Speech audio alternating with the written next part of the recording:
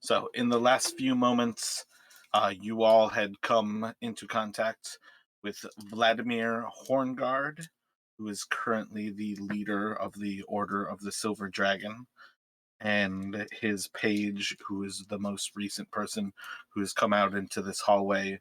Um, I don't think he actually introduced himself yet, so perhaps you don't yet have his name.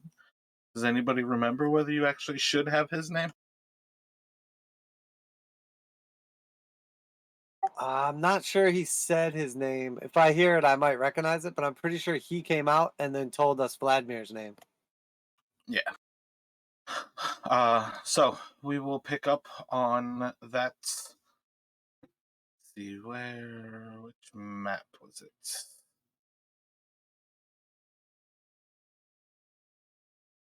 We will pick up with you on this, the third level of Argynvost. You all should see yourselves. I'm just gonna get rid of Flea.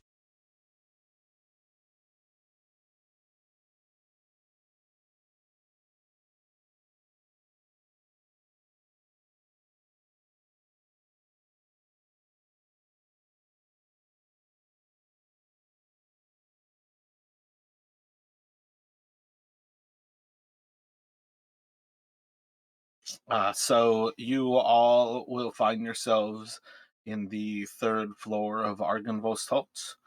You have Vladimir Horngard kind of between the party right now, and he is standing resolute on the ruins of the essentially what is the ceiling of this building. And his page seems to have come out from the room from whence you all saw signs of him while you were out in the cemetery. Both of these figures are very clearly animated dead corpses of some sort, although I think you've kind of come to a recognition that the creatures of Argynvost are certainly a little bit more alive than some of the other undead that you have come across in time. But at present, I think you've started to have words with Vladimir. He seems to be a potentially odd sort of ally enemy on a very gray kind of border. It's difficult at present for you all to gather whether this person is somebody who you can find allegiance or an ally in, or whether this is somebody who you will have to do battle.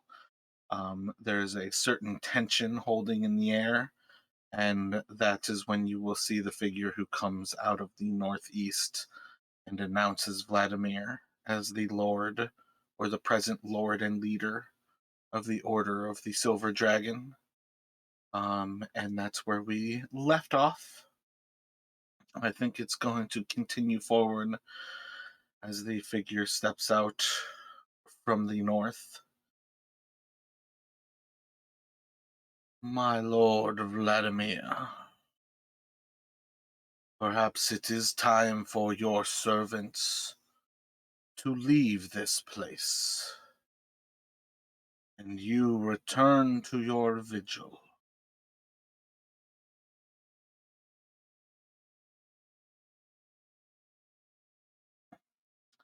And you'll see as Vladimir kind of stands, and he'll look to you all. Are you prepared to join the Order of the Silver Dragon? Or would you choose now to leave this place which you do not belong?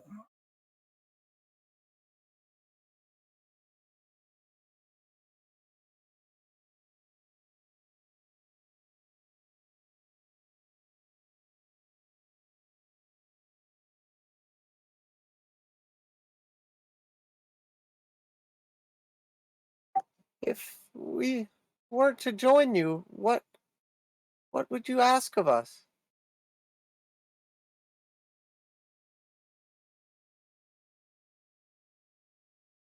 eternal allegiance against the horde of the Devil Strahd.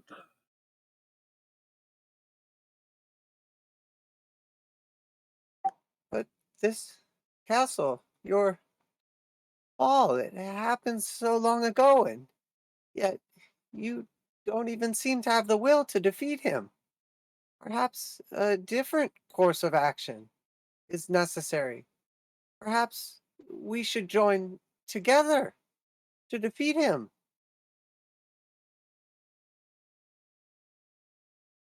Revenge for the death of Argynvost is the only course of action. In perpetual suffering of the Dread Lord is the best course of action.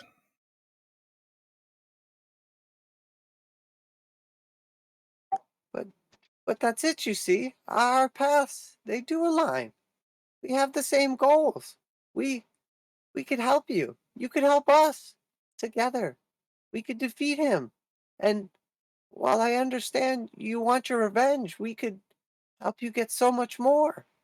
Revenge against him, but also While you're freedom. talking, he's going to slam his sword into the floor. Silence. His suffering is more important than any sense of defeat.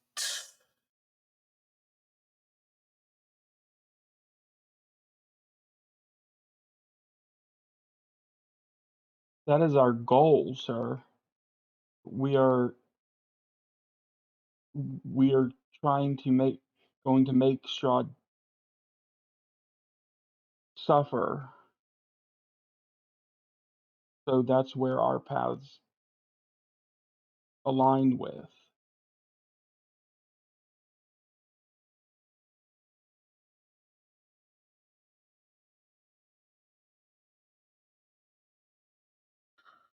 Then come,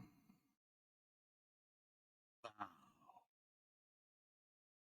and take the oath that would join you to the order.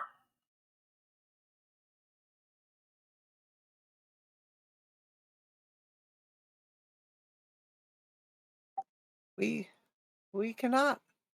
We have to defeat him, and what you want is what we want. Him to eternally suffer, to suffer in defeat, and to free these people of the darkness of the land. We would gladly join you in battle to defeat him, but we cannot join your cause. Partway through that sentence again, he will slam his sword twice now into the ground. Silence. Strahd suffering. Payment for Argynvost's death is all that matters. There is no defeating that which has created this hell. Will suffer here, locked within these borders forever. My lord, your servants should leave this place. Please return to your vigil. Godfrey, take my servants to the entrance. I must return to my vigil. They do not belong in this place. See them out. And as the two of them kind of continue with this conversation for a moment, Vladimir is going to turn and start to walk away to the west. I'm gonna run up to him And like, The moment you approach, he's going to swing his sword at you. So take it right to initiative.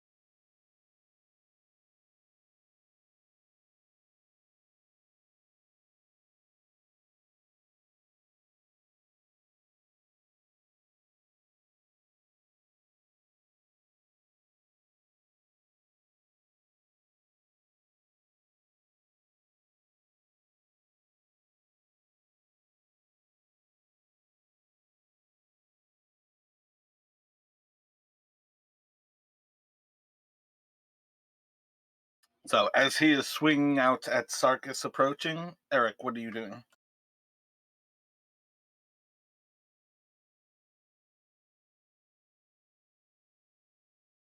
Um,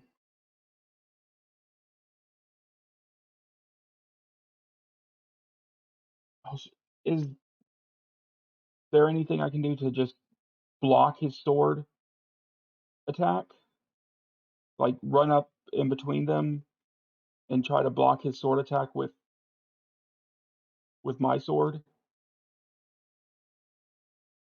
I'm pretty sure if you're close enough, that's one of the abilities that Sentinel can kind of grant you. I think that's part of what Sentinel does is when he attacks somebody else, Sentinel procs, and you can use your reaction for that. But that you're reacting faster than both Sarkis as well as Vladimir at this point.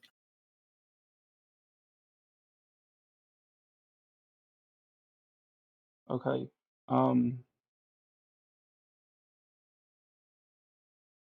right now, what I'm gonna do is let me grab my guy.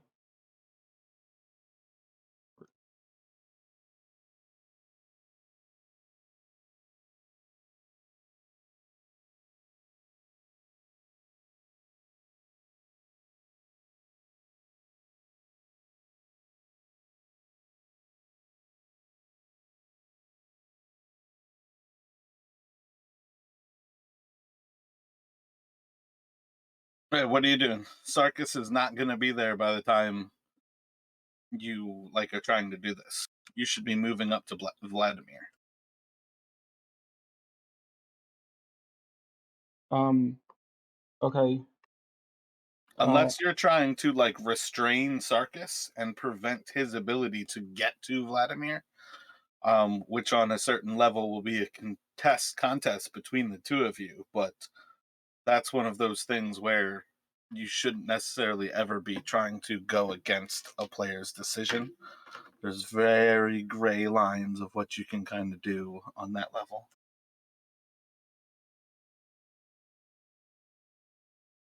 fair enough. Hold on. Let me. Because at present, you don't even see Sarkis doing anything hostile.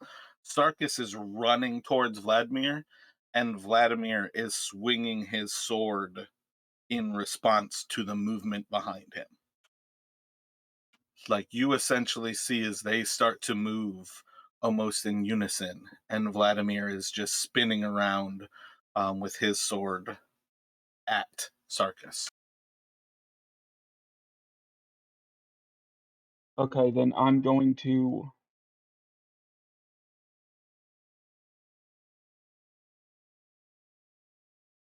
um I'm going to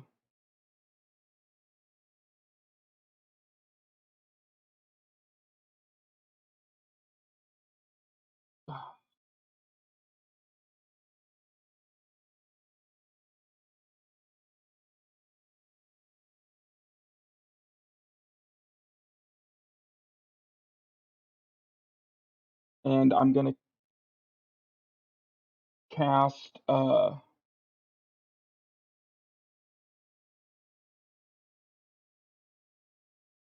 Thunder Wave.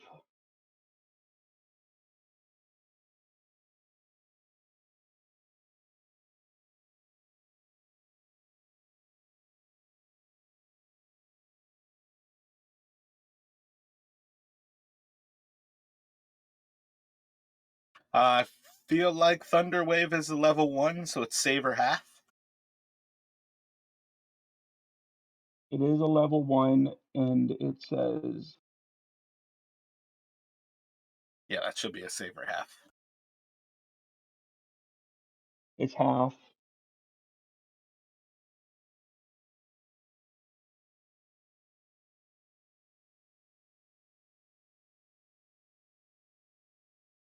And then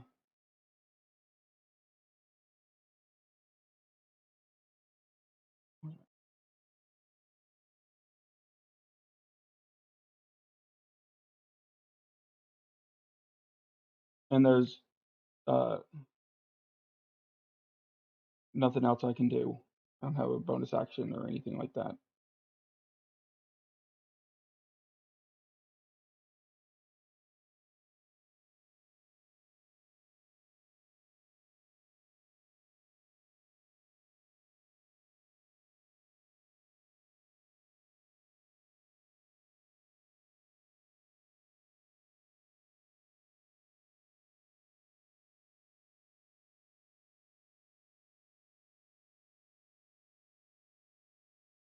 Wait, as a bonus action, can I pull out am I wearing my holy symbol? It's assumed it's somewhere on your person, yeah. I think it's your spellcasting focus regardless, so on some level to cast with it, you have to normally manipulate it. I'm pretty sure Thunder Wave is verbal and somatic, so you're probably manipulating it. Okay, just checking with that. Just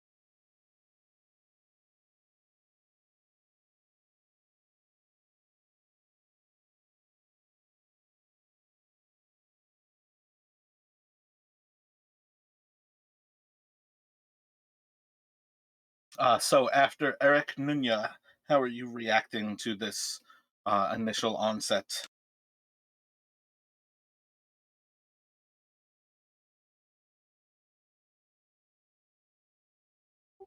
I'm assuming I'm just seeing them like run over, correct?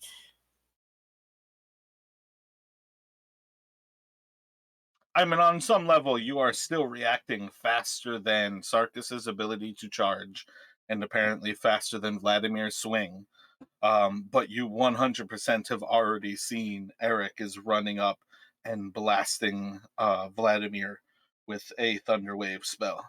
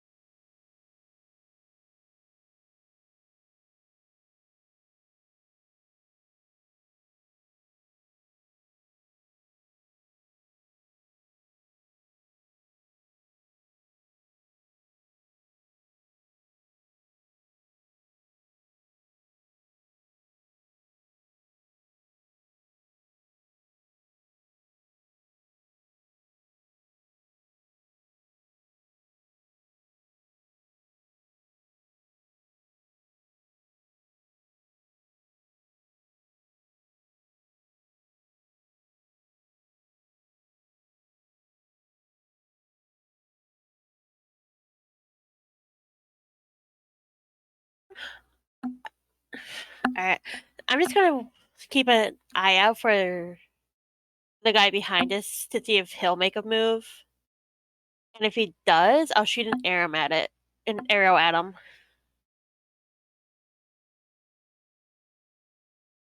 All right, so you're holding a reaction for Godfrey to do anything, and then you will shoot at him.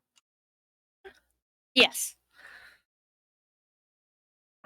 So soon after you're kind of moving up to that corner and basically holding an arrow between the two, you will see as Godfrey puts a hand up to his eyes, rubbing the temple of his head. You'll just see as he lowers his head a little bit and seems to be disappointed. Sarkis, what are you doing?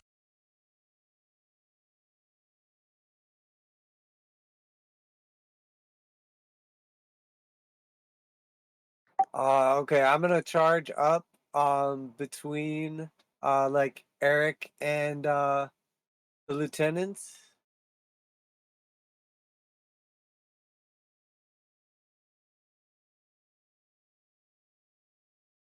And I'm gonna yell out as I run up. Please, it need not come to blows. We have the same goal. I humbly ask you a moment more. And I'm gonna just like drop my staff on the ground.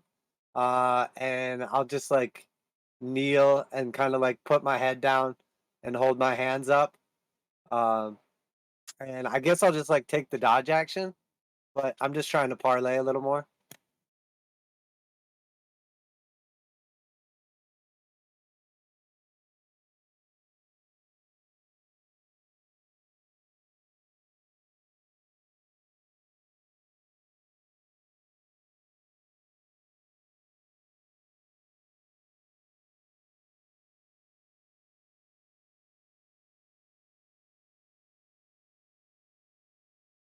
Or maybe I could do a like try to convince him instead.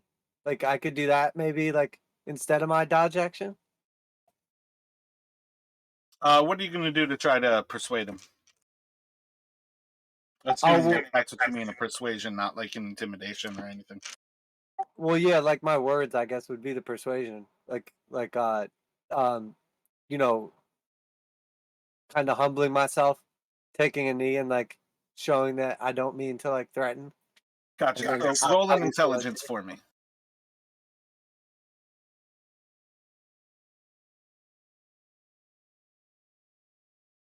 As you are approaching this person, even humbling yourself, you're watching as his swing is coming out at you. And as he's blasted back by Eric's spell, this isn't somebody who you are going to charm to your side. He's adamant that Strahd is his enemy, and the longer that Strahd lives, the more Strahd suffers. Killing Strahd is not this person's goal. This person is somebody who you can take to battle, or you can join in death. There's no alternative. It is black or it is white.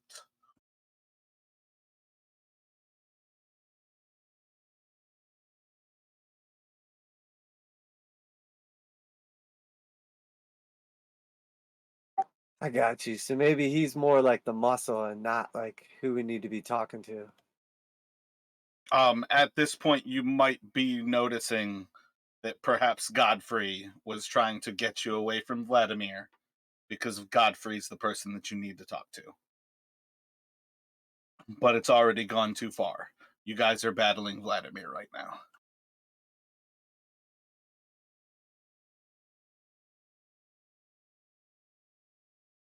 So at present, I would say still assume you were taking the dodge action there. And we will take this forward a little bit here. So as Vladimir kind of swings his sword back out at you, he staunches himself against the feel of the thunder, and as you hear this loud crack and the echo through this entirely large mansion, you just hear a subtle laugh from him as warriors form on all sides of him and around yourselves.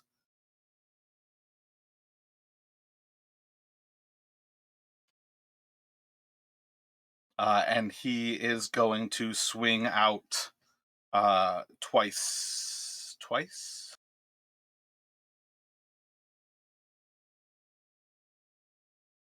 Yeah, twice at Sarkis. So the first attack, he is going to have a 14 to hit you. No, I'm on 17. And then the second attack will be a 12. So 2 big swings with his great sword, and you are able to nimbly move between the swings of his blade. Sentinel. All right, make your attack, but I already made the attack, so you need to do it quicker. Just Oh, I say didn't that know I'm if it was doing the before or reaction. after. My bad. I didn't know if it was before or after they maybe attack or whatever. Yep, this is when they do whatever triggers all of your different reactions. You just say, "I'd like to react." You're gonna swing out at him and just miss big, as he just kind of stands strong and slides his way off to the side.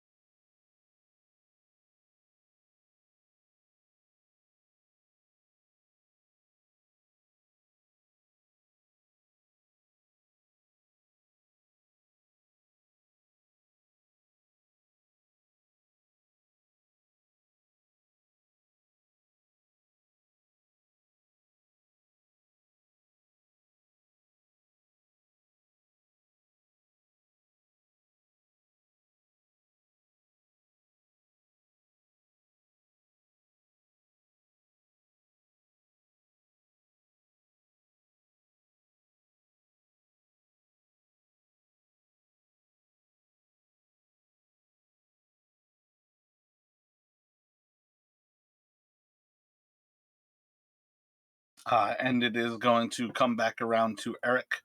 What would you like to do? Okay, I would like to attack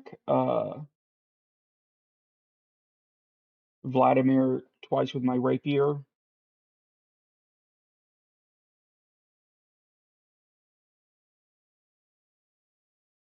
Solid strike as you stab into him for 10.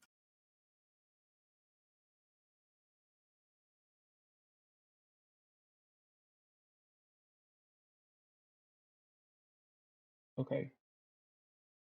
Did the second attack not go through, or do I need to roll the second one? Second attack is... Oh, wait, my bad. I feel like I just missed the first one. So yeah, you do 8 and then 10. And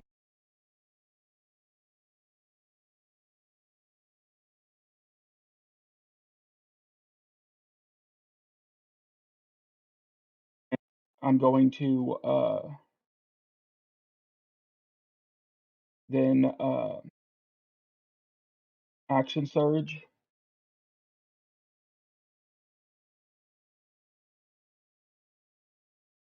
And take out my holy water and throw some on him.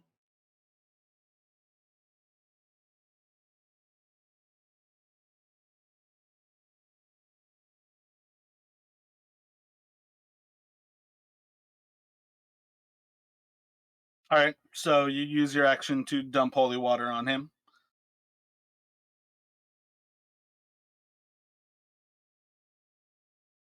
Does he And count as then what's your question?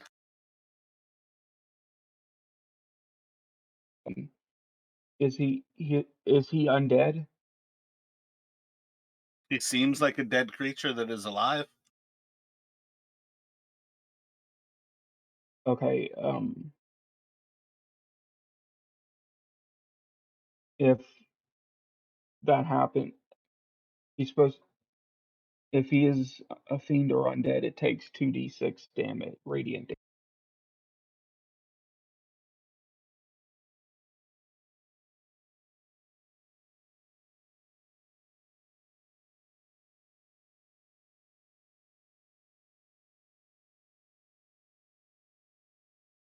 All right, you can roll some damage.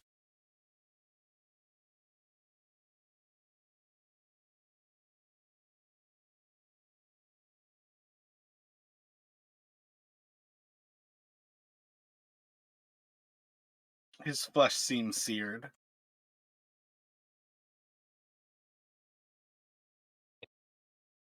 Does that count with an extra attack, or that doesn't fall under that? That's an action, is to dump your holy water on him. Okay, fair enough.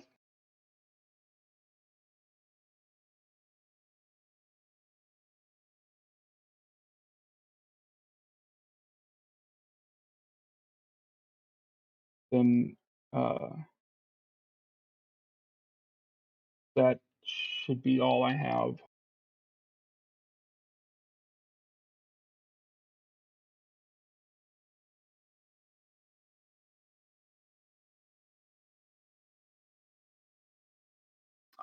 From the northwest, one of these creatures is going to swing its longsword out twice at Eric. Have my reactions reset? It does indeed. Defensive duelist. It's still going to crit you, and then the second one's still going to miss you. So the first hit will be for 8 force damage as it slashes into you with its sword.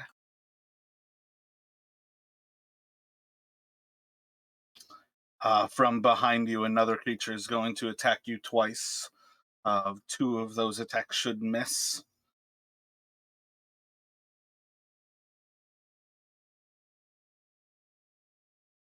And then, yeah, what would you like to do?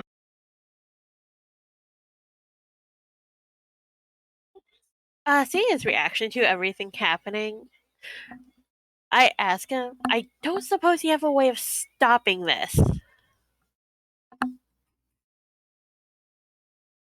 Is that what you're going for? Yeah, she's still going to attempt a diplomatic approach. Make a persuasion.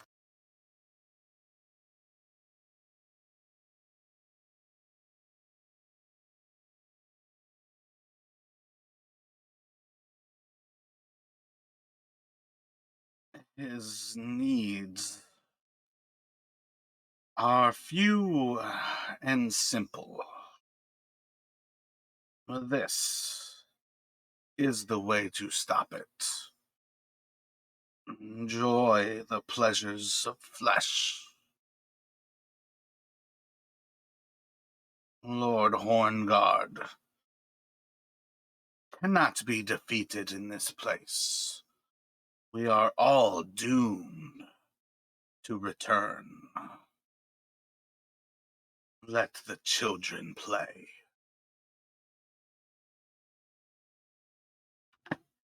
Sarkis, what would you like to do? So what are like the little like creatures that popped up? Are they like apparition looking, or are they like coming out of the like stonework, or? Make a perception check, or you could do religion. You could do, yeah, I feel like religion or perception, whichever you feel is higher there. These are like very clear, like wispy creatures, and it was the moment that Vladimir was first hit that these things started to form around him. Not like quite in a mist, so much as like almost out of the dust of this area. But there's a pretty solid sense that they are just simply around him. at all times.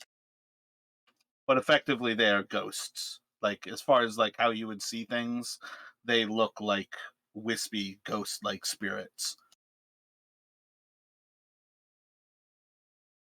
Okay, I got you.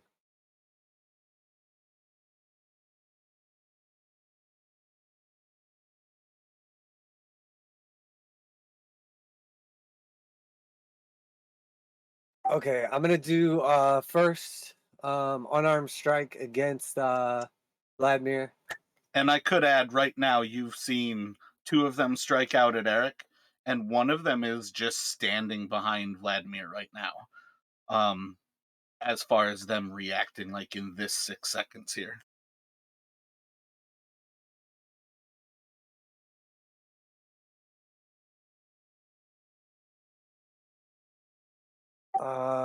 Like I'm not really sure what you mean. Like all the rest of them are just standing there, but two of them are like fighting. Well, technically, I've only taken turns of 3 of them so far, but the 2 that are immediately upon Eric are attacking him. The one that has taken its turn that is not next to Eric is just kind of standing there. Oh, I got you. I get what you're saying. The holy water drew a little bit more attention, perhaps, than actually fighting a sword fight.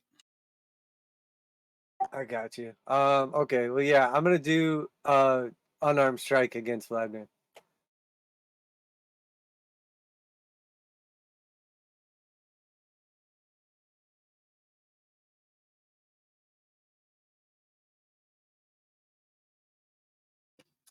Just dodges out of the way of it. Okay, and the second one. Second one will connect.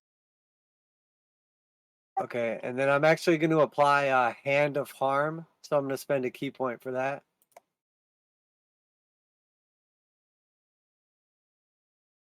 What kind of damage does Hand of Harm do?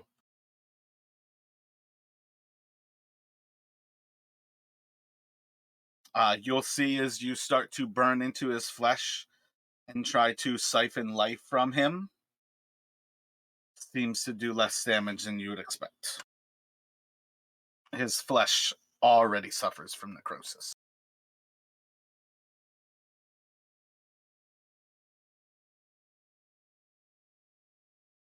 Okay, I got you. I was more doing it for the disadvantage. Was kind of what I was going for. But he is poisoned, so.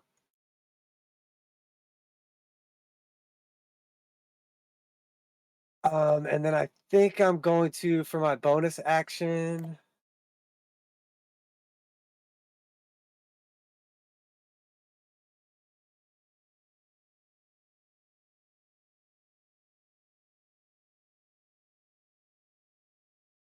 For my bonus action, I'm going to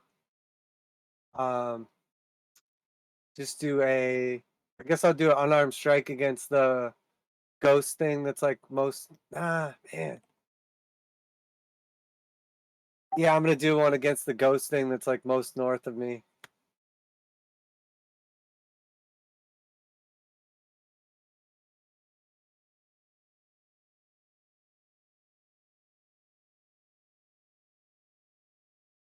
Solid strike.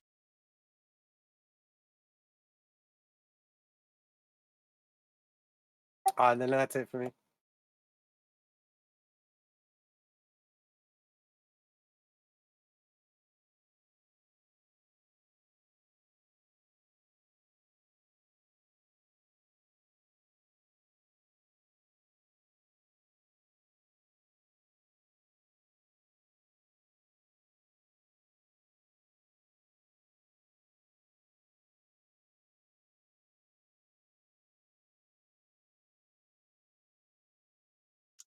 As Vladimir looks down at the point where you've punched him, he just kind of looks up at you. You silly fools. And then he looks back across to Eric. You will pay for your insolence. And he's going to strike out at Eric twice.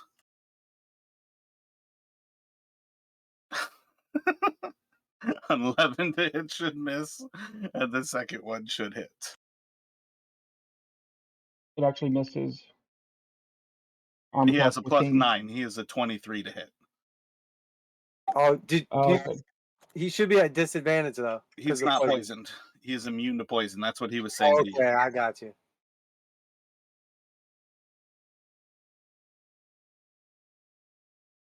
And he is going to do. Oh wait, my bad. That was a few less d6 than he was supposed to. He's going to do 21 slashing damage as he cuts into you, Eric.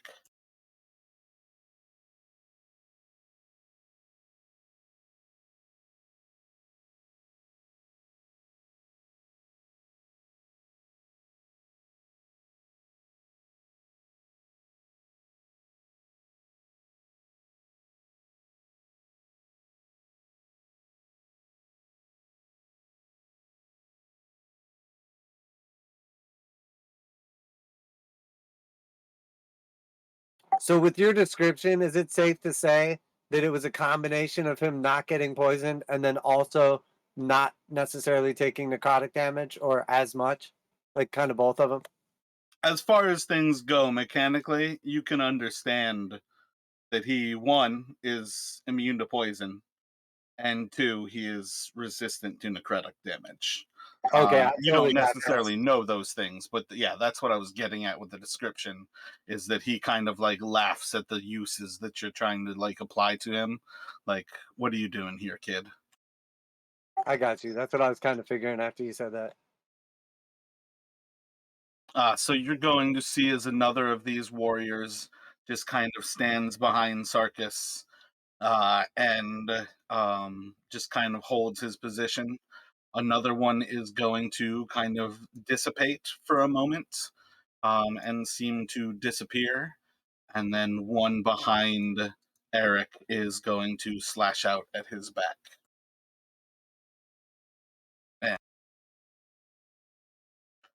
17, I feel like that's right at your AC.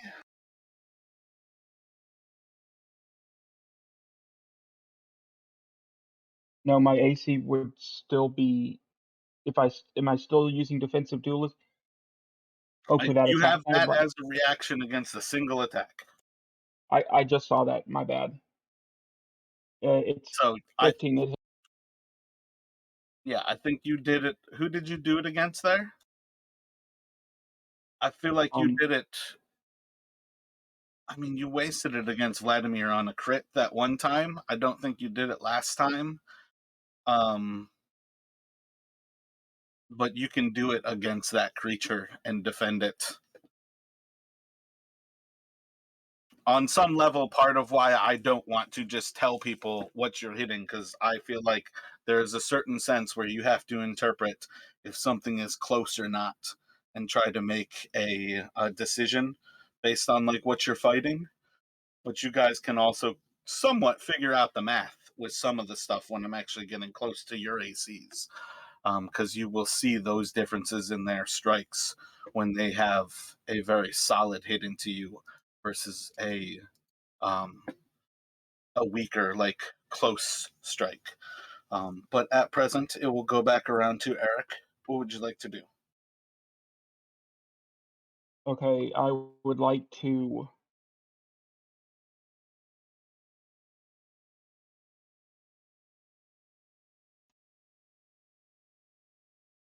cast I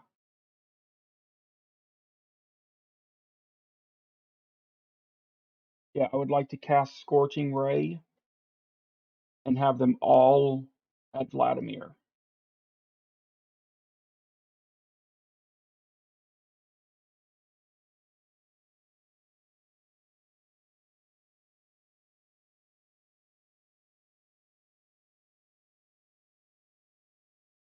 So he moves out of the first of the two, or the first of them, and then the third one is going to strike. Did you cast it at level 2? Yes. And he will move out of the way of the third as well. And then as a bonus action, I'm going to cast Second Wind on myself.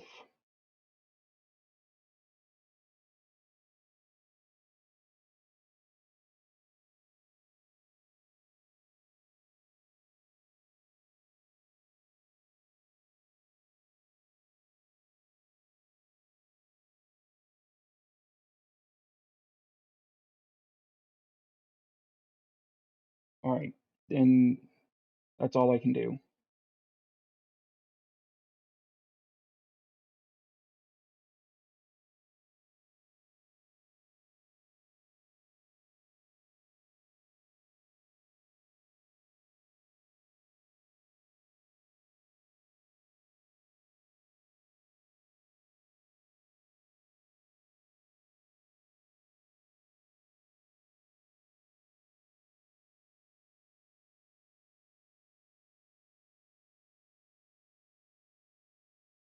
Then you are going to hear as a door behind you opens, and you will see a spectral figure walk out and into the hallway just behind you.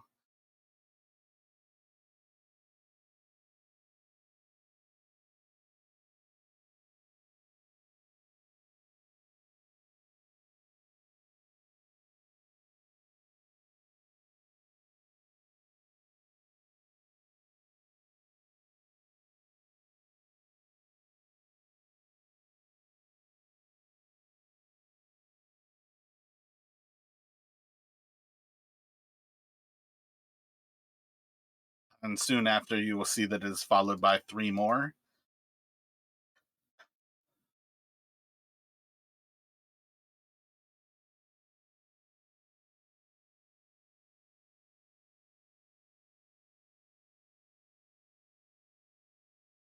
And it's going to go to Nanya.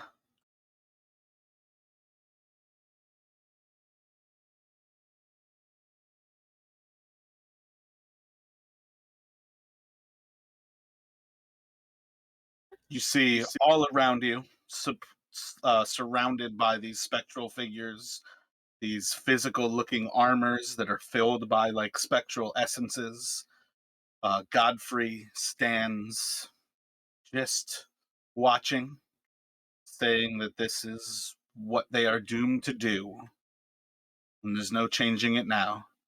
What are you doing, Nanya?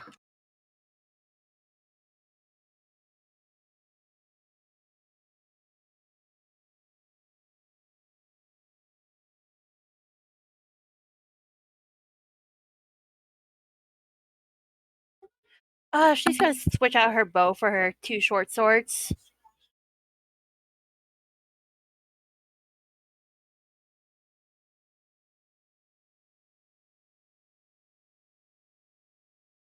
So you can drop your bow and draw a short sword right now, or you can use an action to draw the second one.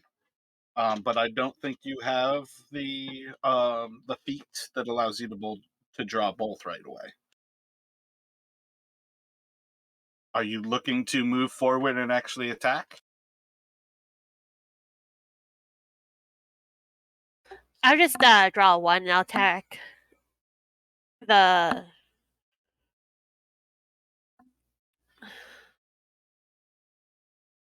whatever this one is directly south of me. Make an intelligence check.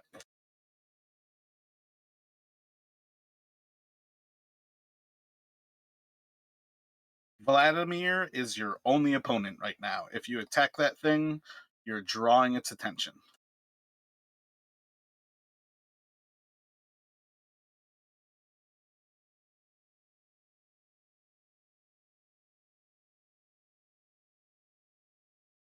Essentially, what you've heard from Godfrey is essentially a comment that says, right now, Godfrey is just enjoying the pleasures of battle right now.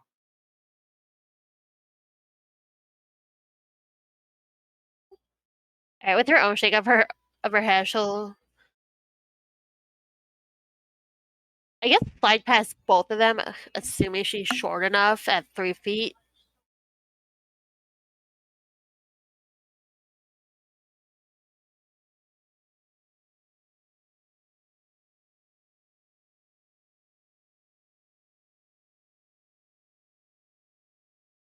And she'll use a short sword on Vladimir.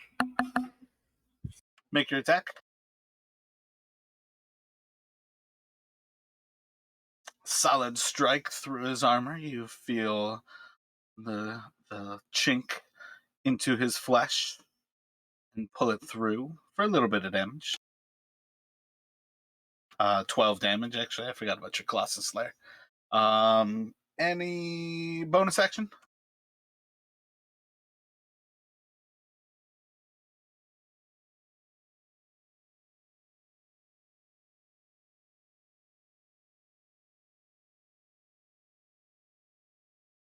Otherwise, it is going to go to Sarkis as Godfrey watches on.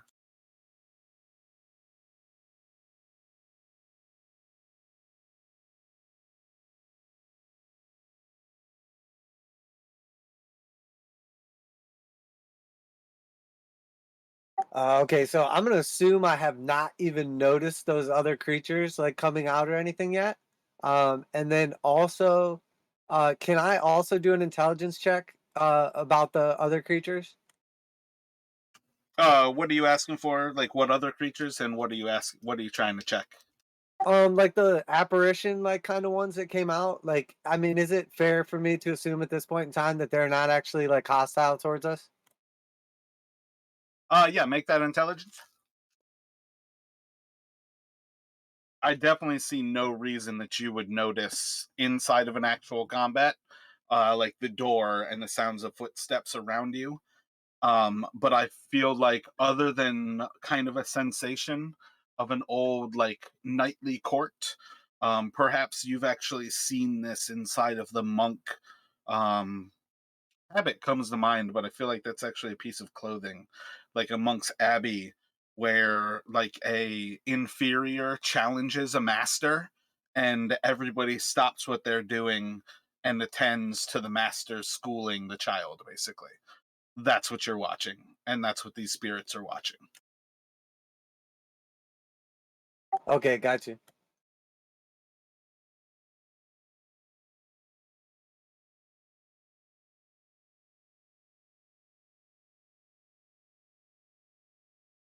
All right, so I'm gonna do I'm gonna just unarmed strike him. Just my first two regular attacks.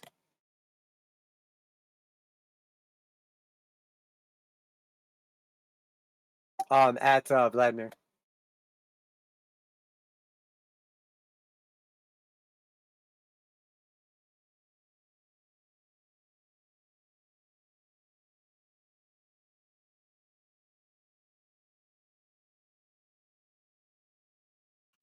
So the first of those is going to strike into his armor, and you're just going to feel like a little bit of like ringing almost coming through your flesh.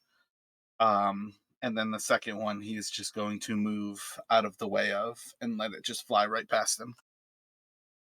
Okay, and then I'm gonna do little hobbit things and like slide between his legs or something like that, and then try to strike him again from the backside, unarmed strike.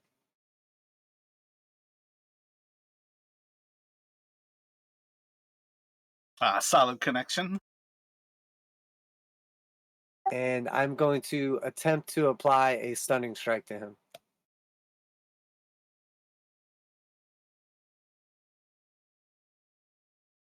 Assuming that is the end of your turn. It is. He turns back around to you, and with a little bit of a giggle,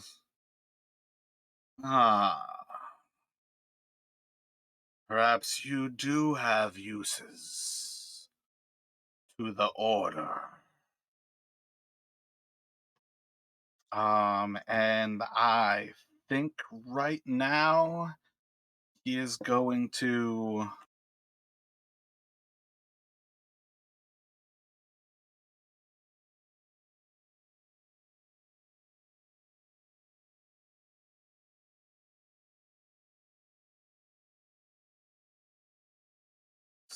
yeah, I think he's going to spin and make attacks on Sarkis. So this is where, if you would like to use a reaction, Eric, you can take a reaction. Okay, Sentinel. Yeah, I think the reaction is just that you make an attack. You don't have to yell at Sentinel. Like, that's what I mean. Okay. But like, when he's attacking somebody else, you can do it in normally I don't want to have to like say like you can take an opportunity attack here. That's fair. So he is going to strike twice into you, Sarkis. And with 2 blows, he is going to do 17 slashing, and then the second is going to do 20 slashing to you.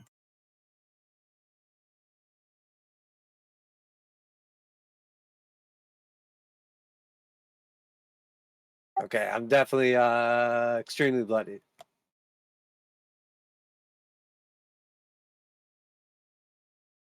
You'll hear some more footsteps from the north. Another creature is going to kind of show up out of the mist, right where Nunya was just standing. And then some of the others are just going to stand in arms. And it will continue back to Eric. What would you like to do? I am going to 2 strikes.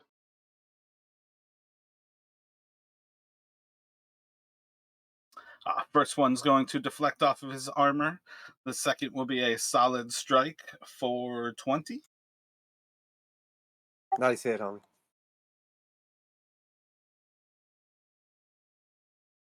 And for a moment, he will seem injured and suffering from a little bit of damage.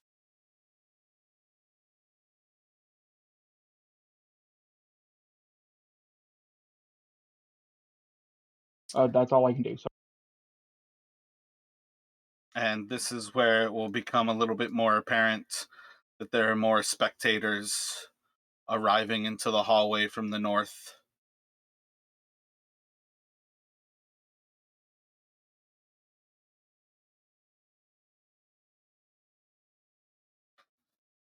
Two more of the wispy figures are going to disappear into the shadows. And then it's going to go to Nunya.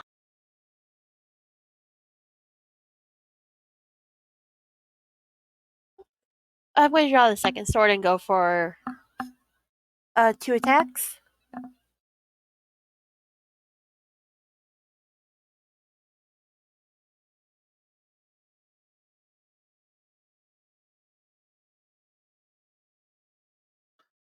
He's just going to move to the side of each strike, being able to keep just ahead of your blade. Bonus action third. So yeah, just make sure with with that bonus action that it's actually using the bonus action ability. Like one sword should be set up as the bonus action, like the offhand. Yeah. All right, cool. Yep. So that third one is going to connect. And doing another 8.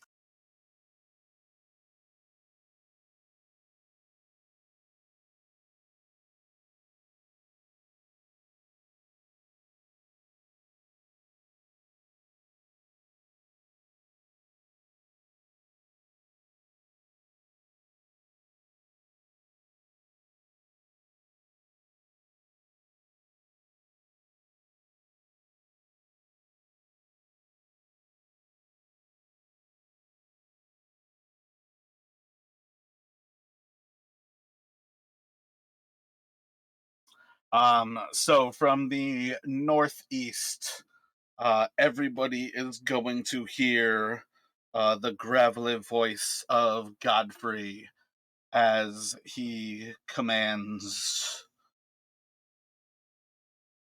"Halt!" I need all of you to make a wisdom saving throw, please.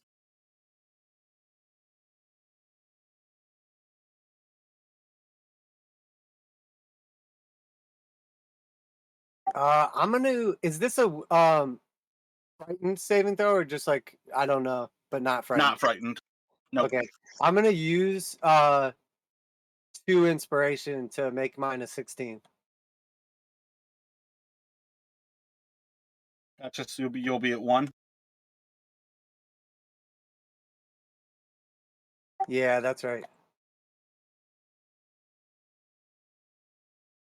And then it is going to go to Sarkis. Was that enough? Am I good? You are indeed. Okay, word. I was thinking it had to be at least 15, so I'm like, better just go 2. Okay, I'm just gonna unarmed strike him for my regular attack.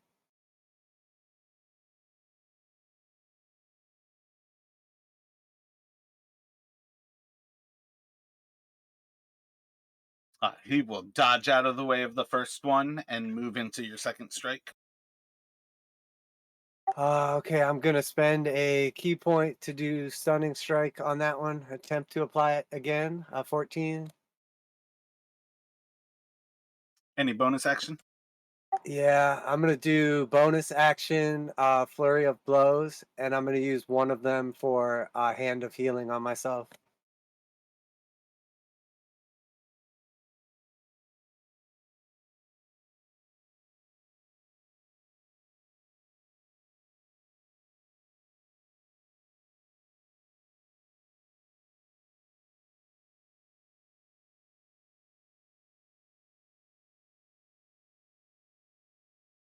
So as you see Vladimir's flesh recomposing itself around some of the deeper cuts into his corpse, you're going to see as he again lowers the point of his blade into the marble of the floor.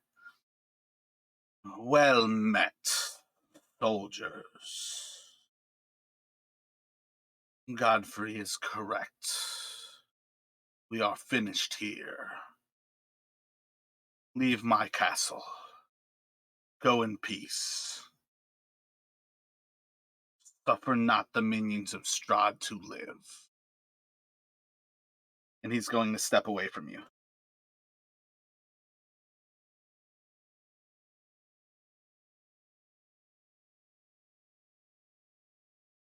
Is anyone reacting to him stepping away? Oh, definitely not. I'm standing still.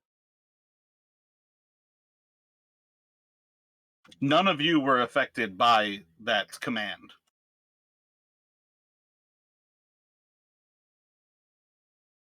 Wait, what now? None of you were affected by the command. Like, you don't have to. Godfrey's command failed on all of you. Oh, but didn't Vladimir just basically say like we're done here? Like, Oh yeah, this is one of those moments where you guys can make a stupid choice and attack him because you're still in combat. But you've got like 11 creatures around you that have not been fighting, and I feel like you have a pretty solid sense that Vladimir was a opponent equal to you all that would have been a challenging fight. oh yeah, so yeah, I don't want to attack him. So it's going to go around. You're just going to see as these creatures kind of line the hall and are essentially watching you all. But it will eventually get back around to. Let's see. I feel like this one would show up.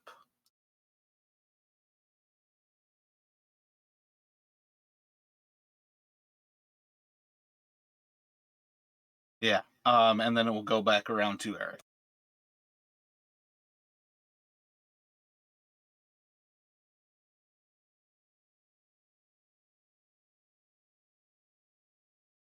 I'm going to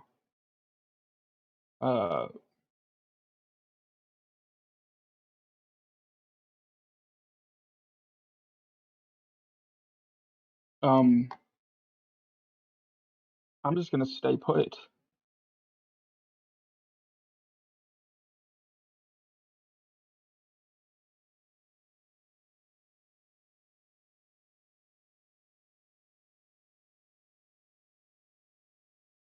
Another creature is going to form out of the ethereal in between you all and Horngard. Nunya, what would you like to do?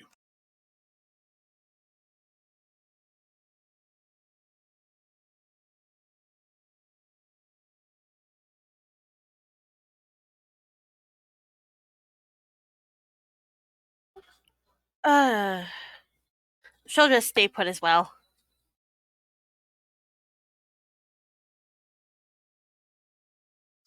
So Godfrey is going to move up towards you all, and he will look across the three of your faces. My lord commands you to leave. If you would be so kind as to follow his needs and follow me to the exit. And he will start to motion off to the west. Sarkis, what would you like to do?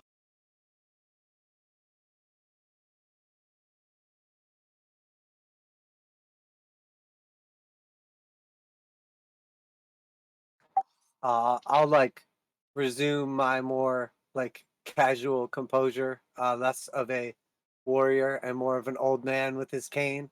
And I will very reluctantly kind of limp forward with my cane.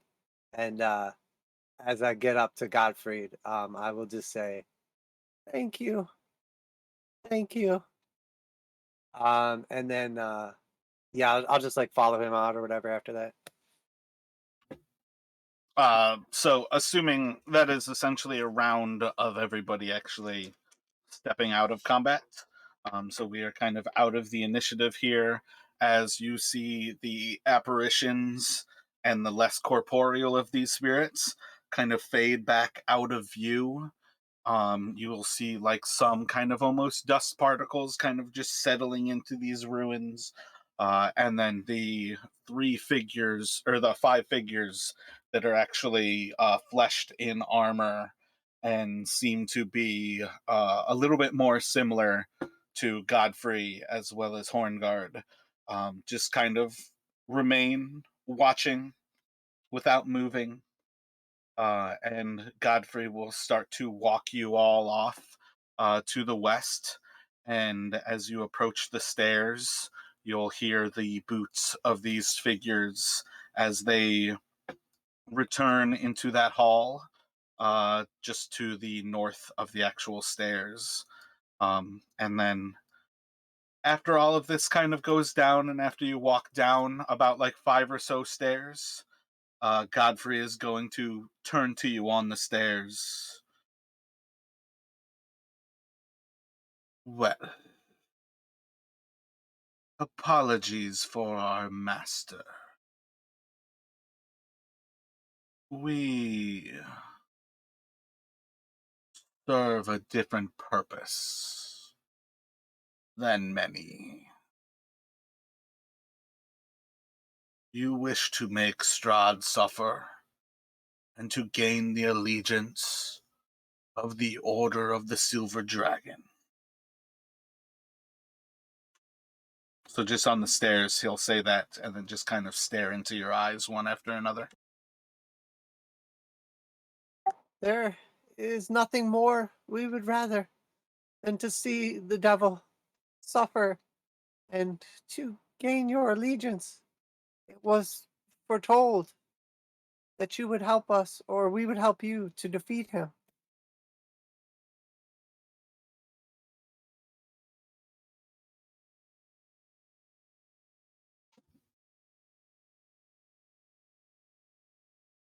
Foretold.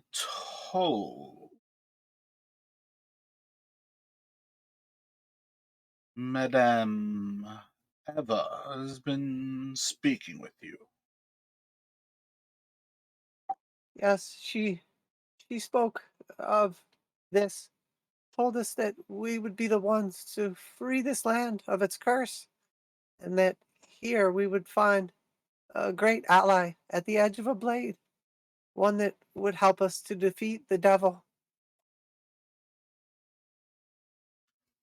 So as you kind of bring up Madame Eva, he is going to turn back around and walk you back into the room that he was actually in. On some semblance, you kind of gather that he was walking this way to have everything else kind of disperse. And he'll kind of have you hold off on saying anything else before getting into that room. But once you kind of get situated back into this room where you already saw him kind of peeking out of the window, um, he'll look to you. An ally foretold to join you. How?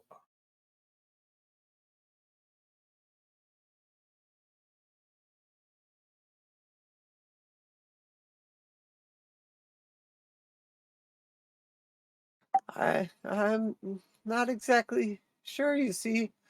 She's spoken in riddles, in rhymes, of the House of Silver, the guards that fell, dragons crushed, that we would find a silver vision, the rising sun, some some sort of completion at the end of a blade. I I really don't know what it meant. She spoke of a light, of a wand that would command the rising day and help us to defeat him.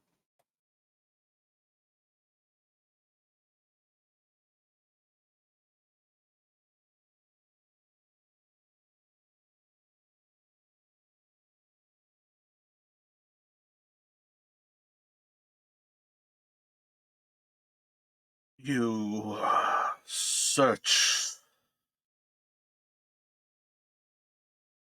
for a sword, not an ally. Sword of Sergei, the devil's brother. Yes, yes, that must be it. I didn't even believe in such things, but everything she has foretold, while it's so complicated, has come true. And it must be. It must be true. And at this point in time, I'm going to drop my pack off my back and I'm going to open it and I'm going to pull out the Tomb of Strahd and flip to the part about his brother.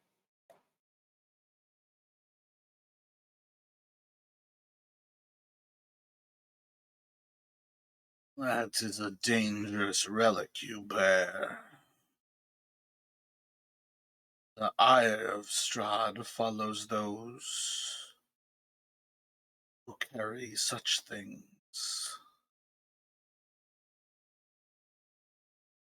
Unfortunately, the time for us to travel without his eye is far gone. Now, now is the time of desperation. Do you know of this book and what it speaks of?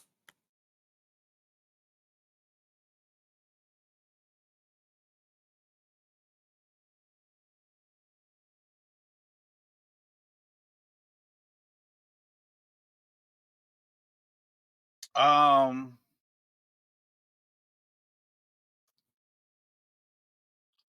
feel like let me get an insight from you, or actually a religion, even from everybody. And I have to admit, I took notes. I did not take a note about where we stopped. I feel like you were asking a question, Sarkis, about fuck. No, it was an interpretation of how he was reacting to something. God damn it, I should have wrote that down. My bad. That's my fault. I just had like pulled out the Tomb of Strahd, and he was saying how like the devil's draws the devil's Yeah, eye. okay. I would say most of what you can kind of sense, and I think all of you can kind of gather this, is that just looking over the board, the book itself, he is recognizing the writing of Strahd himself, um, and isn't necessarily aware of the information that is within. Um,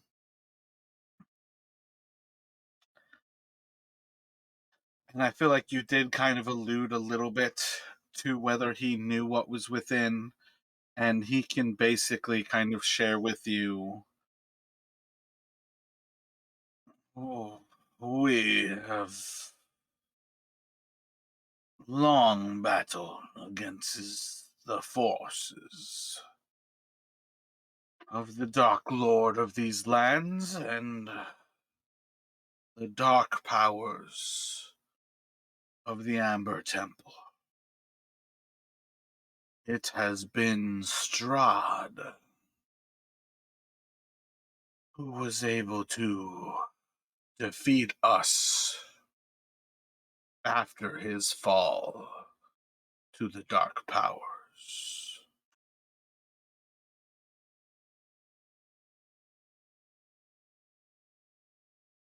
Yes, it speaks of the destruction, and we've picked up some of the story as to what happened. And within this book, it speaks of his brother and the betrayal, and it names him the same name that you used for the sword. Was it his brother's sword? Oh yeah, like he said to you, Sergei's sword. He was talking about Sergei. The sword of Sergei has been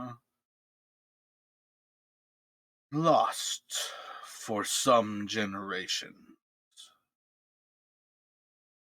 Some believe that the wizard Kazan has destroyed it for the Dark Lord.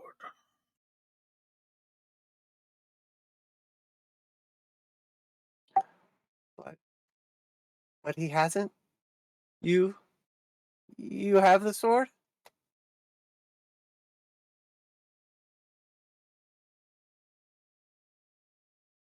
He's just gonna kind of shake his head.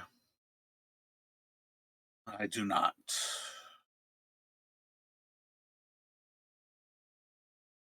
You know of its whereabouts, though. You could help us get it to use it against him to defeat the devil.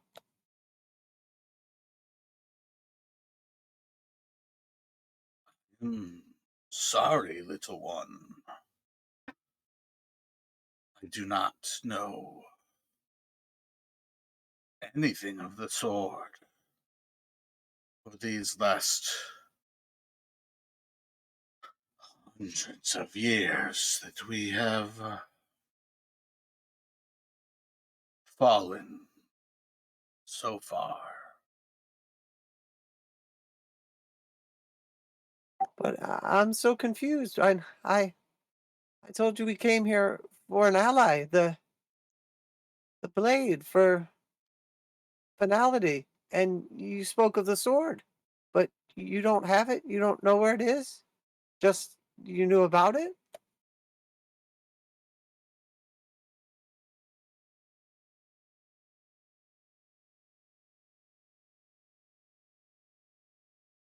The way you spoke of it, her words are poignant. It is all too clear that you are being sent for Sergei's blade. The beautiful crystals, the light. It is a sword of some renown. And after dispatching his brother, the sword was one of those things, like Argynvost, that he never hesitated in not putting all his effort into destroying.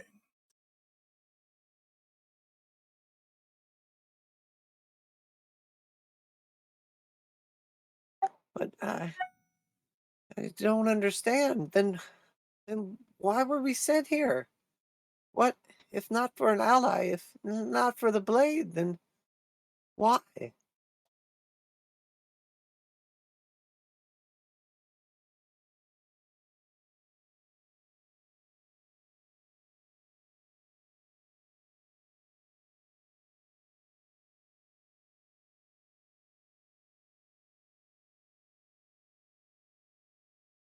I cannot answer the questions that you have from a Vistani's riddles. If you look to an ally in the Silver Dragon, we have fallen so far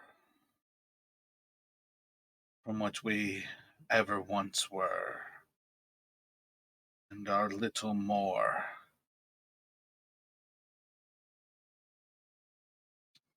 than dead suffering like all of the rest of Strahd's horrors.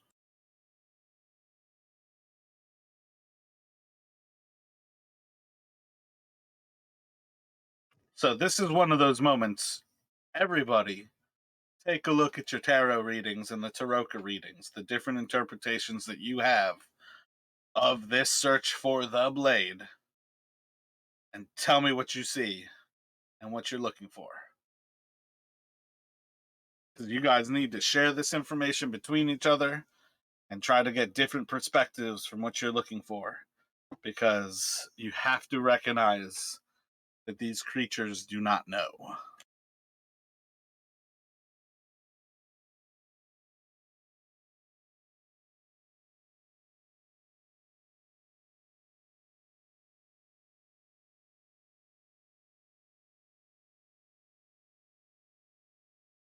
So just a quick note, without looking into it further, so far from what I picked up and what he just said, you remember there was that chandelier in the first room with like the weird light emanating from it?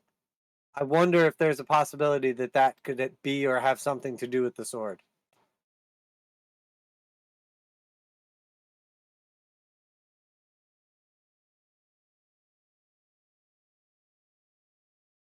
One second, I'm reading it and calculating real quick.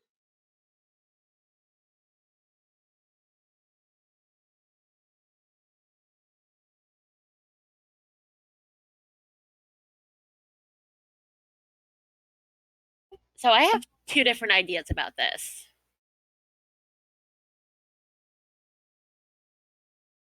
Lay it on, Miss Sister. Well, actually, three. So, like, I'm thinking the main reason we're here is to gather, like, the knowledge, because it sounds like the swords at this point is a myth. So we're trying to grasp the myth of the sword. But both readings mention the highest point. So, one, it could be the highest point of the house, or two, it could be the highest point seen from the house. And I'm not sure which one it is.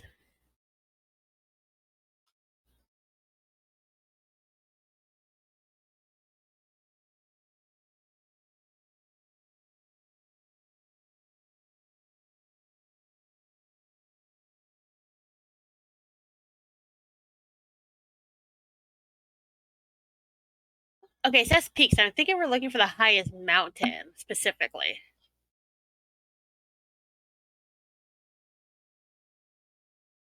Oh, I mean, you would know from having circled around this place that there's plenty of high points in the actual mansion itself. And the tip of a roof comes to a peak.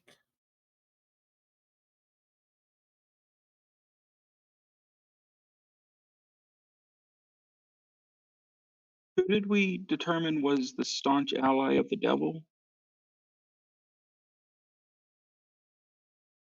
Madame Walker. We killed her already. The main part we're focused on right now, Will, if you're looking at the original, like tarot card reading, is What is it, like the fifth and sixth line, I feel like? This is the location of the future that has not risen. yeah, it's like the next three paragraphs. That one and then the two afterwards. No, I feel like it's just the two. This is the location, and then I see a fallen house. Those are the two related to the sword.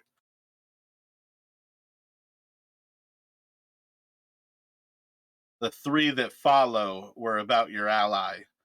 And in the tarot reading, that is an ally that you've killed.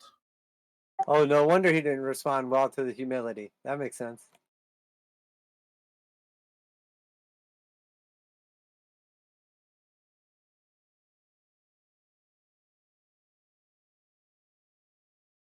So yeah, I definitely get the impression that we need to search the roof and possibly look at that chandelier. So while you are speaking to Godfrey and he seems incapable of helping you, Nanya, what would you like to say to him?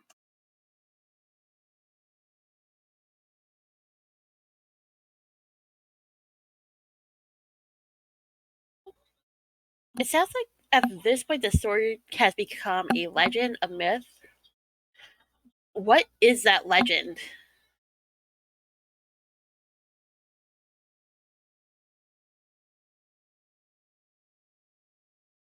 The sword was a beautiful artifact.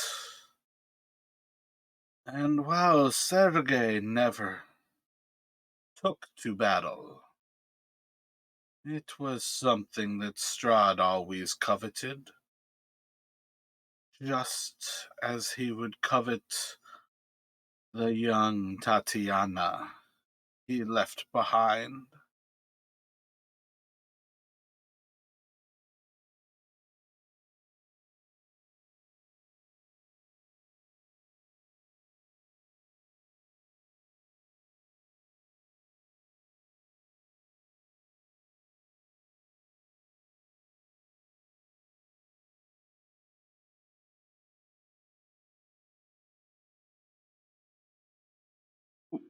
What is the highest peak of this fortress? The highest point?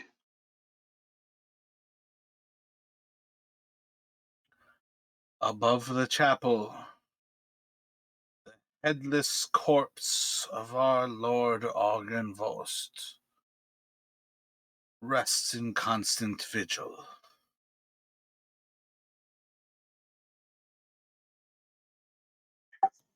Okay, this is me speaking out of what I'm thinking based off the tarot reading that I'm finding. It says,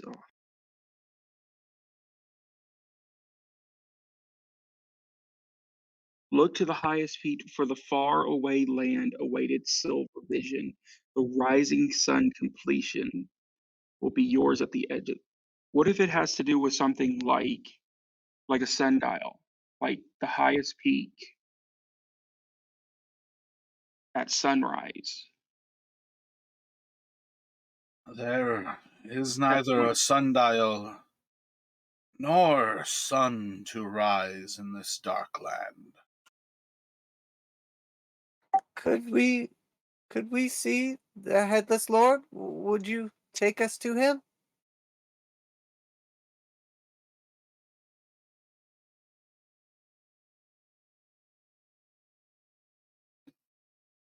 It is a troubling sight to be reminded of the desecration of Strahd. But you are welcome. And he'll stand and start to walk you all to the south and then to the stairs in the east. And again, because I have this all layered, I have to kind of hide everything while I sift through all the layers. Yeah, I think you guys have the right idea, though. I have a feeling that the sword lies with, like the fallen Argynvost. Oh yeah, that was the right question. I will say though, if the sword's a cross is like on the chapel as a cross, I'm gonna laugh.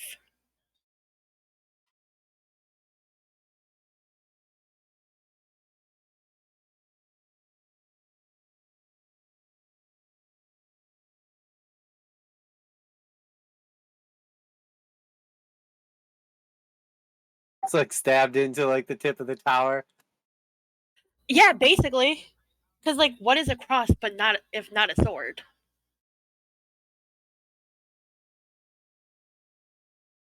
So it makes sense. It would be like the cross of like the hilt, like basically.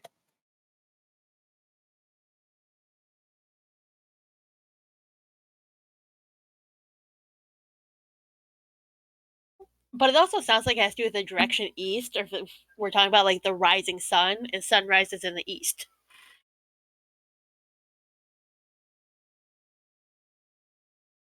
So as he walks you all up through the eastern stairs, he will eventually walk you to the peak that stands above the chapel. And you will see that there are about another 3 stories above the entrance of this door. And as he reaches out his hand, he's going to slowly start to draw the door that's about 10 feet in front of him open. And as you look into this hall, you're going to see a wide spiral staircase that is about like a 20 or so foot radius. Inside of the stair, you can see down into the chapel, and you will immediately notice that there are bones that are filling this stairway. And you will probably enter where there's probably almost like a 3-foot tall kind of spinal bone that's kind of central. And as you start to head up the stairway, you're going to walk back past about like, say, like 9 vertebrae that are almost like 3 by 4 feet until you start to cross. You start to cross some that actually have like the rib bones kind of falling off of the vertebrae until you walk past those and eventually come to the neck where they start to shrink back down. And eventually you will come to the highest peak, where all of a sudden the last vertebrae will end at the top stairway of this area.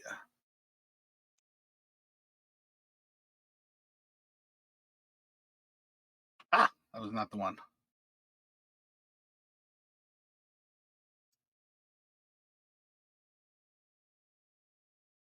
And as you come up to the top of the stair, there's simply just a landing.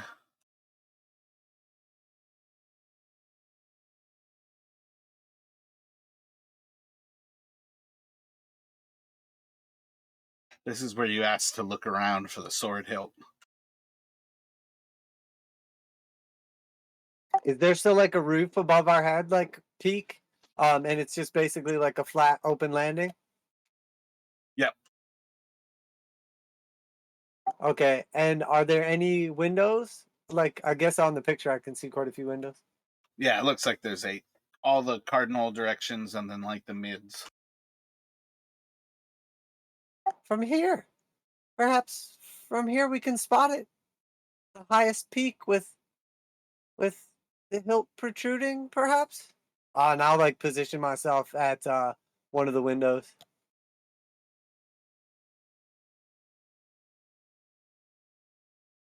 Position yourself for what?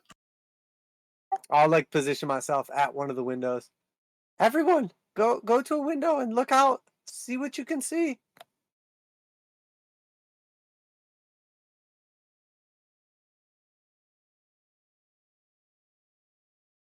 What's it say? Look to the east. Isn't that what it said?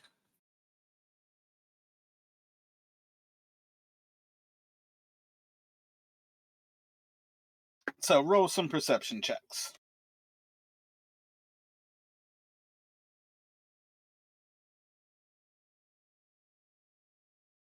Group perception.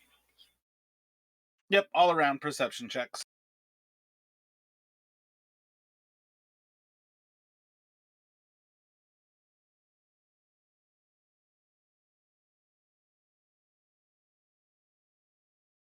So, Nunya, as you approach one of the windows, you'll see that its handle, made of kind of like a glass, seems to have been shattered, and that there's no way to manipulate this window.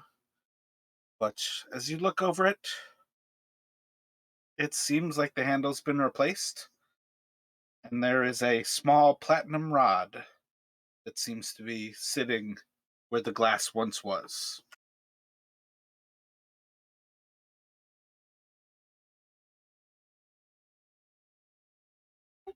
I'll turn to I can't remember his name anymore. But I'll ask him, like, is there a way to, like, open the window? Godfrey did not come up with you. That was part of what he was saying. He did not want to see the corpse of Argynvost. What window are you at, Nunya? It doesn't matter. You can go to the window that she is at. Okay, I'm at the window she's at. What are you trying to accomplish by going to her window?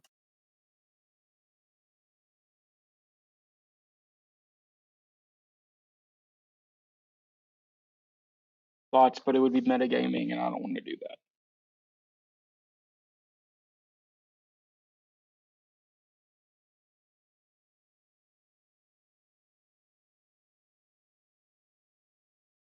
I actually want to try to climb to the top, the highest peak. I mean, there's rafters above you. You can certainly climb higher. Or would that get me onto the roof out to the statue? You could open one of the windows and go outside if you wanted to climb out onto the roof.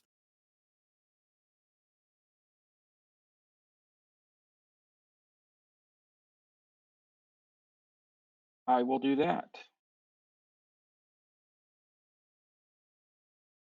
So, which window are you going out? Let me see. The north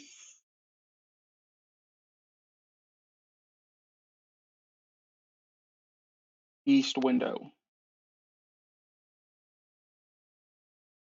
So you can open up the window and see above you about 2 feet over your head. You can see like the lowest level of the shingles.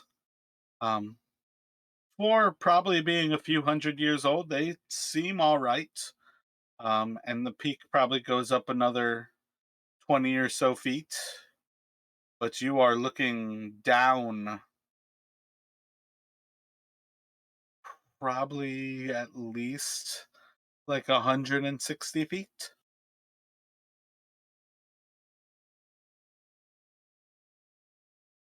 I'll like go to the window he climbed out of, and I'm just gonna yell up to him, "Please be careful, Eric. Maybe tie a rope. If you fall from here, you'll die."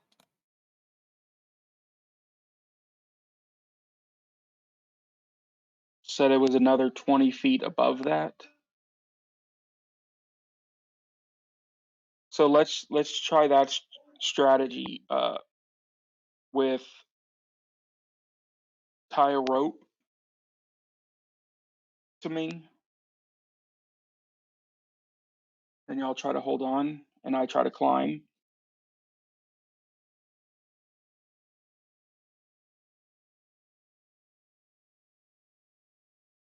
Maybe we could anchor it to something. We're both so small. You're much larger than us. I don't know if we could hold you. Maybe the two of us, or we could tie it to the sill. There's banisters and railings off on the kind of south side. Yeah, okay, so we could like tie it off to one of like the sturdy banisters. Probably the closest one would be on like kind of the northeast side of the stair, but it's like the more central side where there's like the inner banister. Otherwise, like there's more along that like straight south part of it.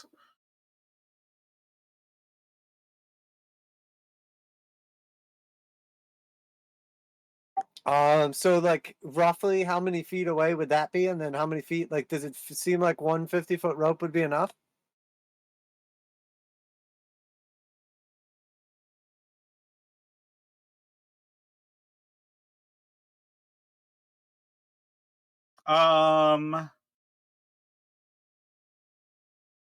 Roll a performance.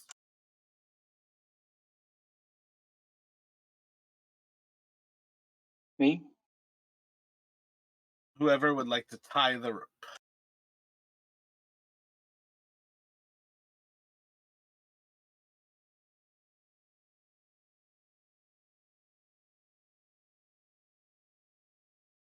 So as you tie it, you probably feel like you're pretty confident that there's about 35 feet of slack between the point where you've mounted it and where you've harnessed it around your waist.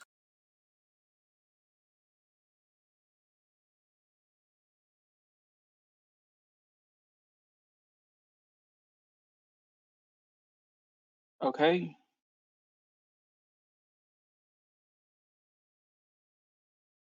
I begin to climb.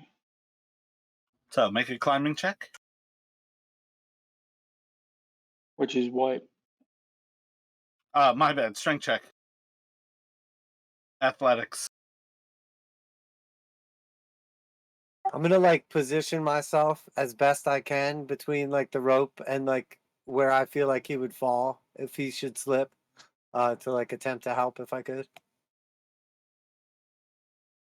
What do you suppose that you are going to attempt to help with? Like if he randomly just like falls by, I'm gonna try to like maybe grab him.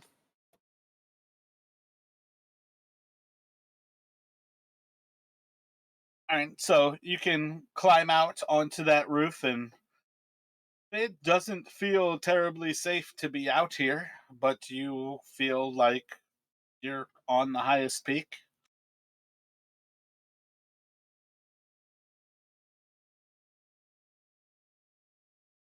So am I at the statue yet?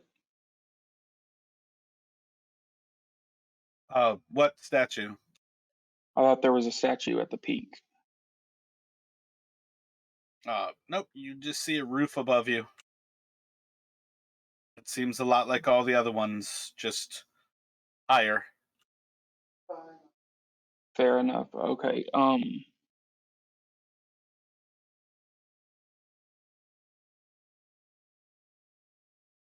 Do I see anything? What do I see to my west? Roll a perception.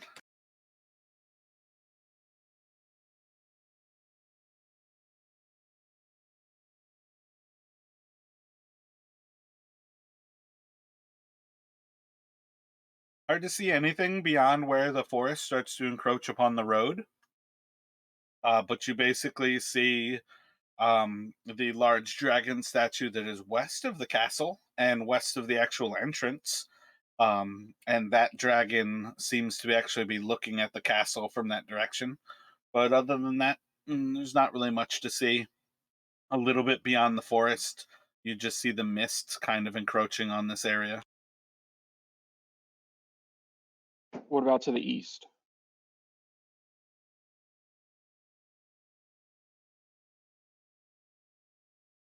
Actually, specifically what I'm looking for, is there a tower that's directly east that could be some sort of like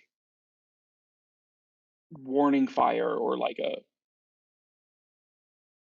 you know what I mean, one of those alert towers or something like that?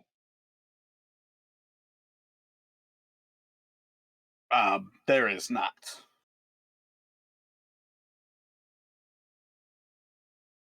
If you're expecting to see a tower from where you are climbing right now, there is nothing to be seen that is remotely tower-like for you.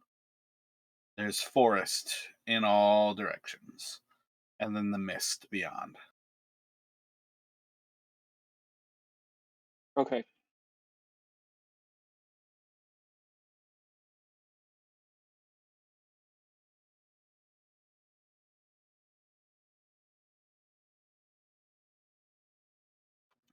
What are y'all doing? As this is going on, I'm just gonna like nervously talk to Nunya. I I thought he said that the headless Argynvost's body was up here, but I saw a bunch of bones. But Oh, was that the body? Where is he? Where's... I thought the sword would be here.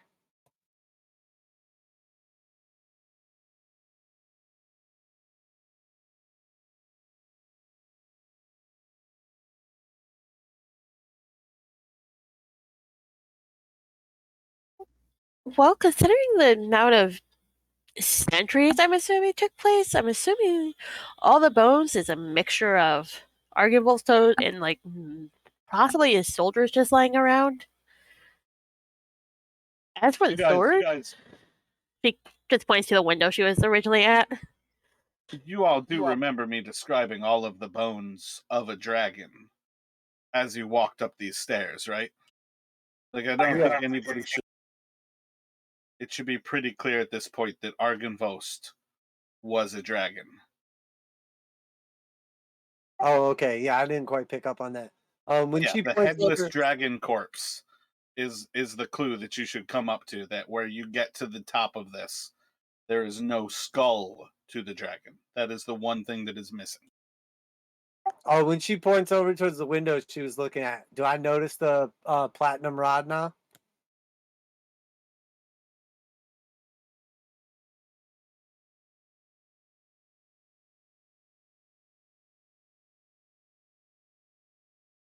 Yeah, you'll notice that where the other windows had little glass kind of handles that would open them, that on that window there is a platinum, a clear, very shiny, bright silver metal that is kind of placed between where the handles once would have sat.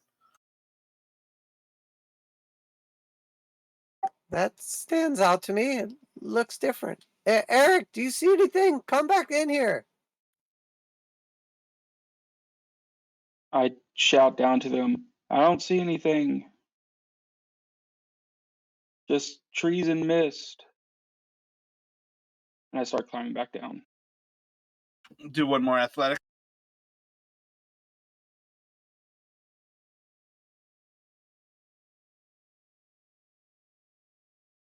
So yeah, as he starts to climb down, he is going to fall. Let me get a dexterity check from all three of you.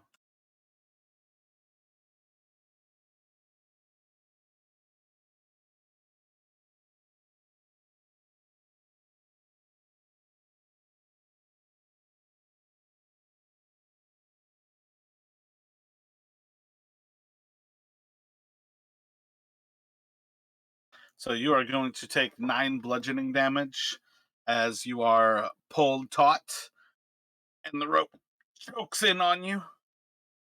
And you're now hanging down about 30 feet below the window.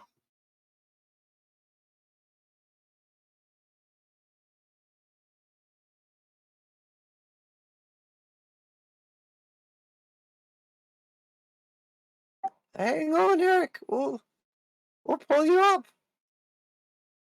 I'm not going anywhere. I'm just hanging around.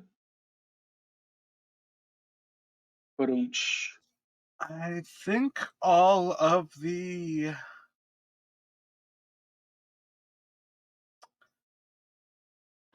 Let's see. Yeah, I feel like you're actually probably closer to one of the lower windows. If you kind of like push yourself to the north, there's a window like kind of right beside you. So you can pretty easily get back inside just by moving into another window. And then once you kind of like latch yourself onto it with a little bit of muscle and you're like inside of the sill, basically call up to them to untie you so you can climb back in. But effectively, you can rejoin the party without another check. Okay. Now, like, take a look at that platinum rod. Can you describe, like, is it mounted in something? Does it appear to be like some sort of lever or like movable? Yeah, so like where the other windows just had kind of like an ornate kind of glass like flow between them, that makes just kind of like a little bit of a handhold to lift and pull down on the window. This one seems to be broken off, and at about 5 inches across, there is just a platinum handle in the middle of it, just a silver handle. One side of it seems to have like a little bit of a knot to it, and the other side has a little bit of almost kind of like a crowning flower. But it otherwise looks like a handle just made out of silver. In this case, as far as time goes, it's part of why I say platinum is that it is untarnished silver. It is shiny, it is bright. Um, at most, it might be a little bit dusty, but it still catches the light and glints and glimmers. All right, What I'll is like tinker around with it a little bit. What are you doing? Tinkering around with it? Yeah, like try to see if I can figure out how to open it. Like if I can like open the window with it, or if it feels like it's like removable, or I don't know. Do a strength check. you need any assistance with that? It seems pretty well mounted in between the windows, in able to do it. But as you pull up on it, this window just must be locked. I don't know. I get the feeling like this has something to do with it, but I can't get it open. It's locked. Here, give it a try, or I don't want to break it, but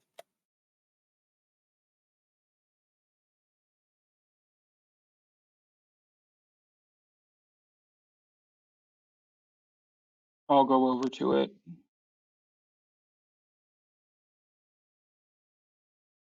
Do I see if it like goes forward or backwards to the side somehow?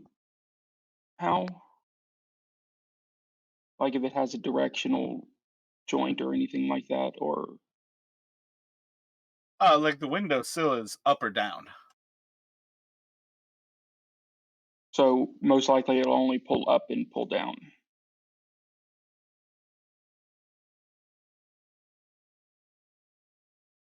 just give it a good jerk. Maybe it's been a while since it's been opened. I'm not very tall or strong, so Let me give it a shot. You said strength check? Yep.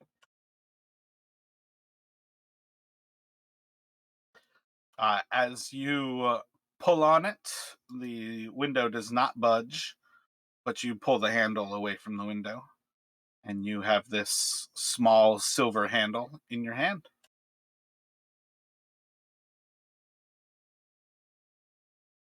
Does it look like it's broken off or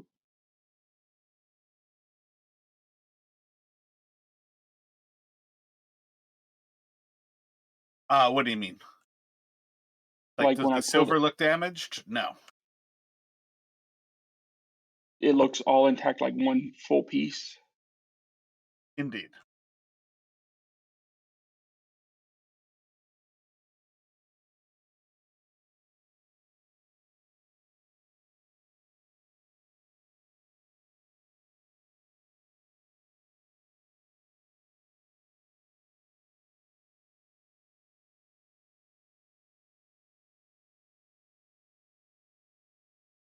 What are the dimensions of it? Or I mean, at least how long is it? It's about 4 or 5 inches.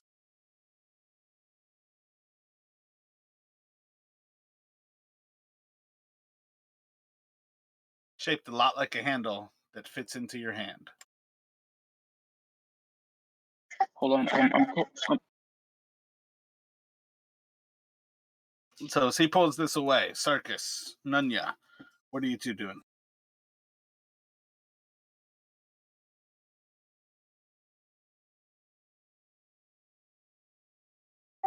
looks like the handle of a blade. Maybe the sword is not destroyed, but disassembled. If I like look at the handle, does it look like it has like a place where like a tang would slide into it? Looking through it, there's certainly some marring on one end, away from the actual rose of the flower on the other, and it seems like perhaps at some point there might have been damage done to this.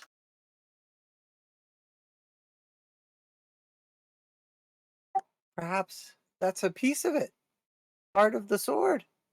And if we find the other pieces, we could reassemble it.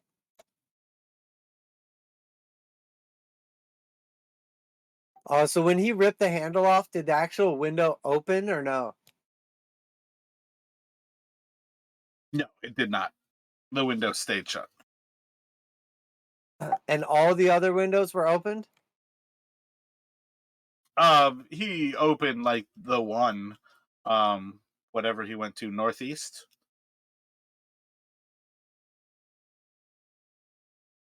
Okay, I got you. So I'll just like look around a little bit more and see if anything like jumps out at me. If I get the inclination, like I'm assuming that he got a pretty good view of the land. So if there was something to see, he would have seen it.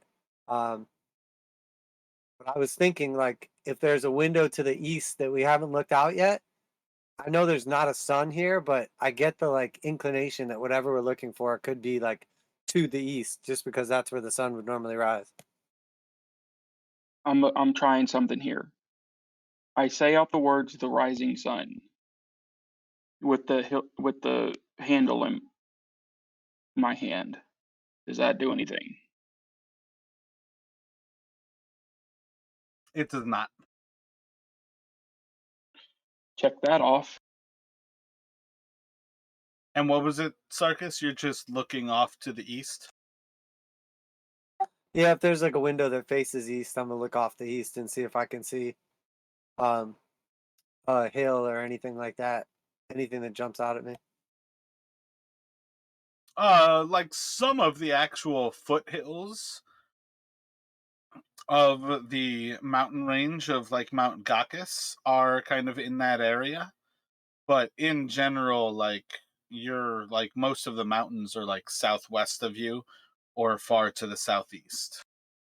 But there's not really anything to see. I guess I said that wrong. Really, it's the foothills of like the mountain range that Argynvost is kind of tucked into. But I don't even think those will really show up that much when you're actually like looking out from here. It looks much more like just a rolling forest.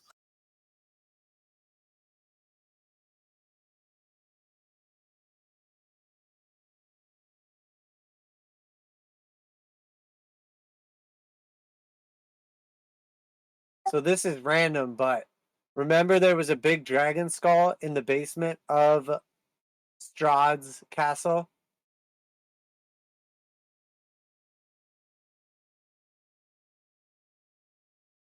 You saw a skull of a dragon within Ravenloft. Oh, sorry, that was out of character, but yes, when we went to see the Dark Lord to, well, it's not important why we were there, but we ventured through his castle and spoke with one of his brides, and in the basement there was some sort of tomb or something. It was filled with skulls, hundreds, no, thousands of them. And right at the entrance there was a, it must have been the skull of a dragon the size of, well, of the bones that are here. His will to insult Argynvost is infinite. You would do us a great honor to help return our Lord to his full, magnificent self.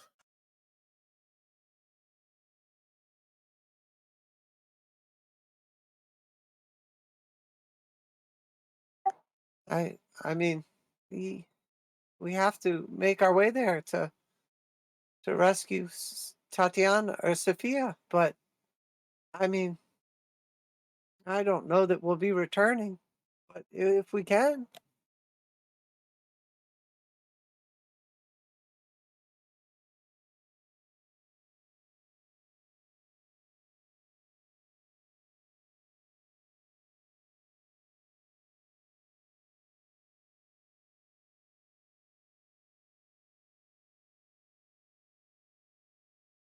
I think I just had an epiphany. Hold on. I'm rereading this. So it says, this location of the future that has not risen, with no future hope cannot overtake the horizon. This is a wand that commands the rising day. And it says, the rising sun, completion will be yours at the edge of a blade.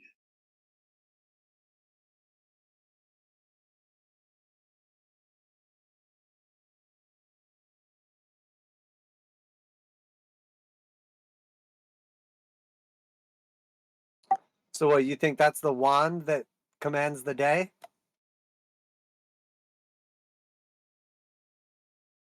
No, I think the one that commands the rising day might have something to do with repairing the sword.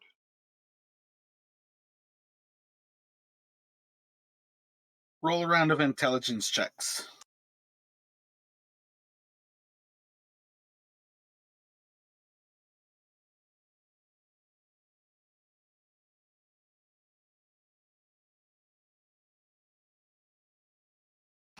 Eric, it dawns on you that a wand and what you're holding are two fundamentally similar things. Simply a handle and something that commands magic.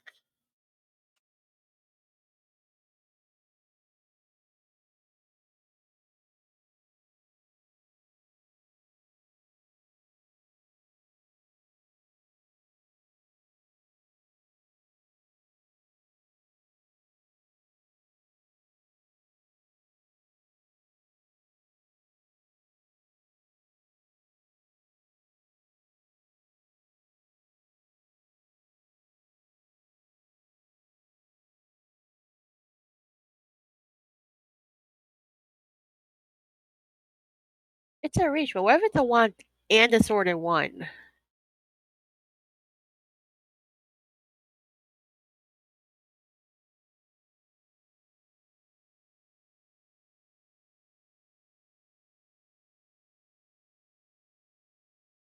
Wait, DM, you said that. Uh, did I hear when about the if there was a slot for a tang? If there was a slot for a tang?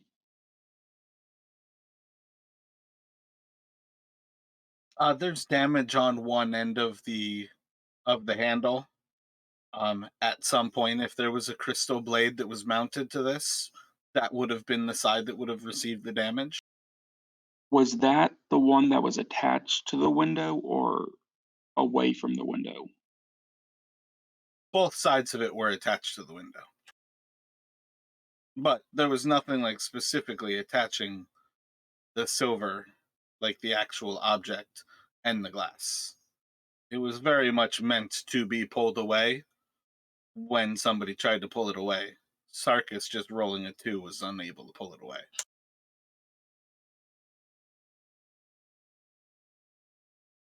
Like, there was no breaking glass when you pulled it away. I gotcha. I was under the impression that it was like a straight up and down handle, not a sideways handle. So Yeah, I mean, it definitely side to side part of the like up and down motion of all of those handles. They were just like almost like swans kind of flowing between the two sides of the actual glass of the windows. And that was replacing, like that flow between the two sides of it.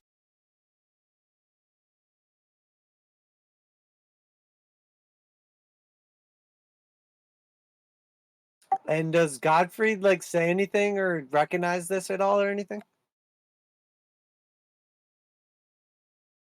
Are you going to bring it down and show it to him? Oh yeah, my bad. You spoke with Godfrey, so I kind of thought we were like all by him again. So yeah, I Yeah, guess I didn't want you to lose out on a really good question just because you were trying to ask it out of character. Am I holding the handle? Who has a handle? I assume right now you do. Okay, can I go to Godfried and ask him, does this look anything familiar to you?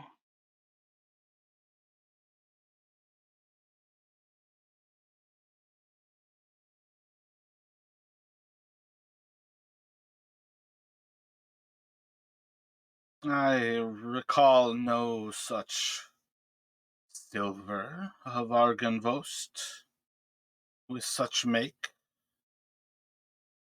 May I inspect it closer? Yes, and I hand it to him.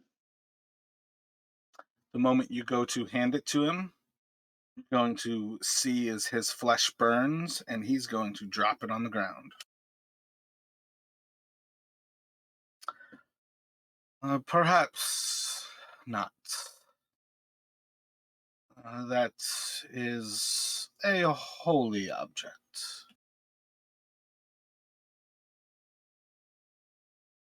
My flesh is still damned.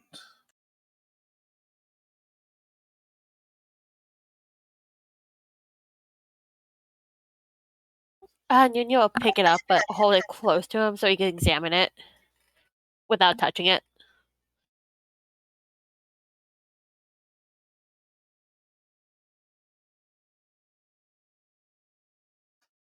How kind of you.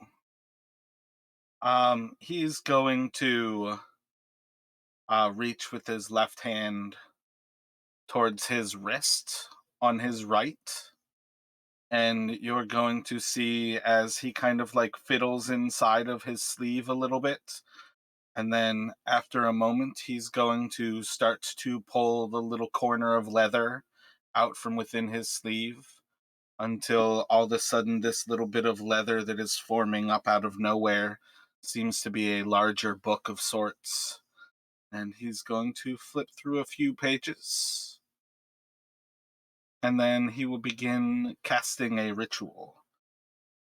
What do you all do as he starts to cast a spell over this silver object?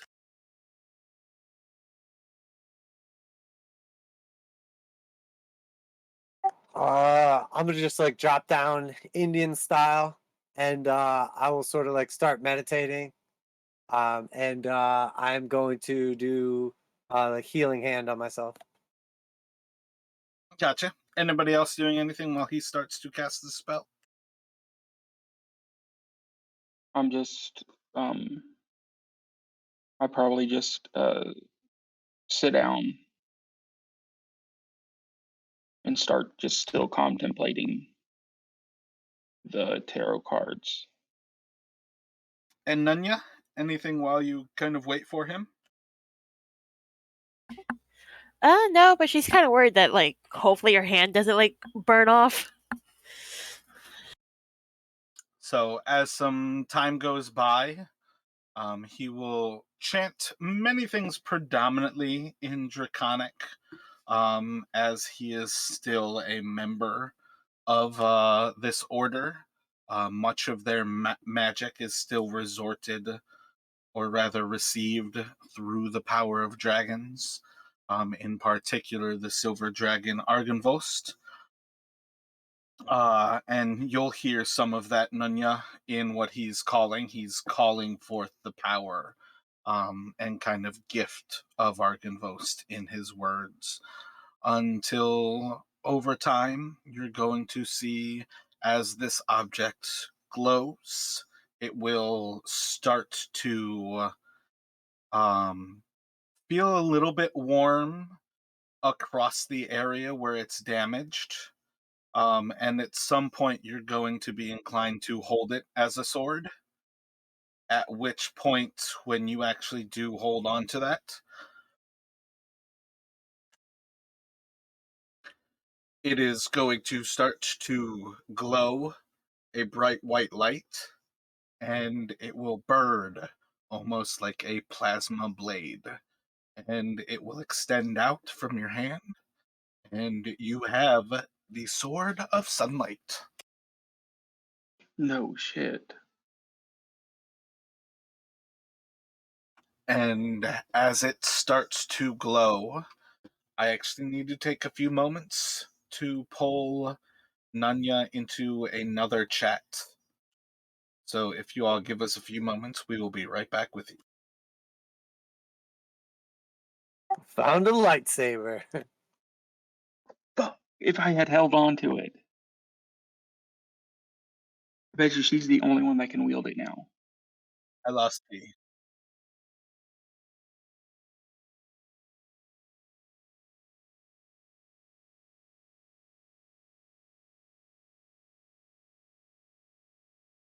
That's crazy, though. That's awesome that we found it. Yeah, I'm going to try to pull you into chat again.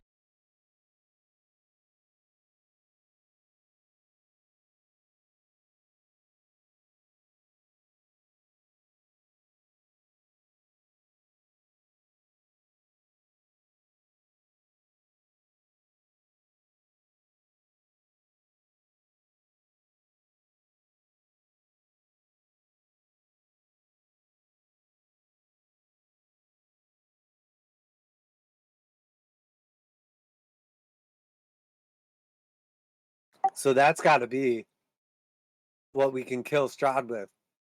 If it's called the Blade of Sunlight or whatever. Because it says that the wand, and then it says like something about the sun. Long time.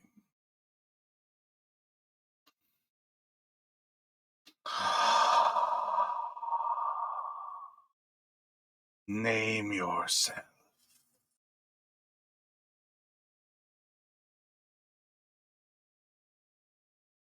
My name's Nunya.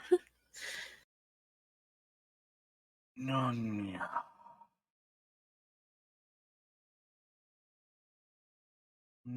This is a beautiful moment. You will love the gifts that I bring, and we will bring destruction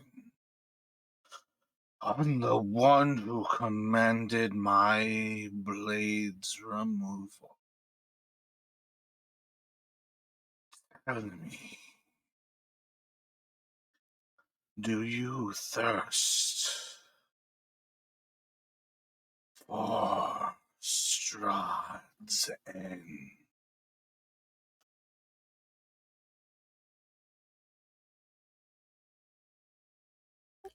Yes?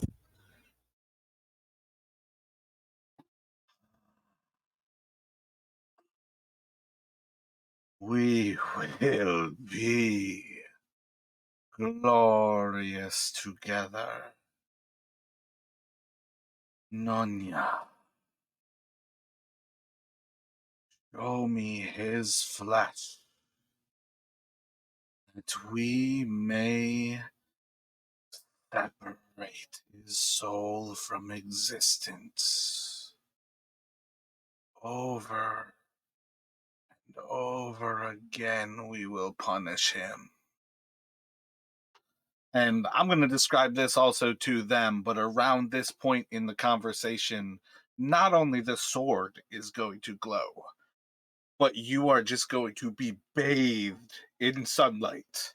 And the whole top of this castle is just going to glow with a white light that is going to blind you, because this level of light has not existed in Barovia for centuries. Your eyes are going to hurt, and then after a while, it's just going to feel comfortable warmth and radiation of the sun as this sword glows white.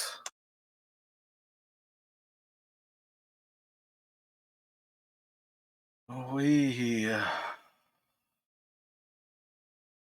must end the Dark Lord,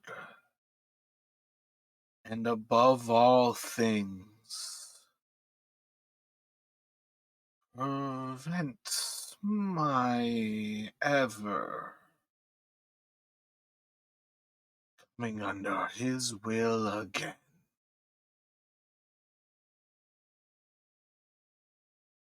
Please, if your soul matters in the least to you,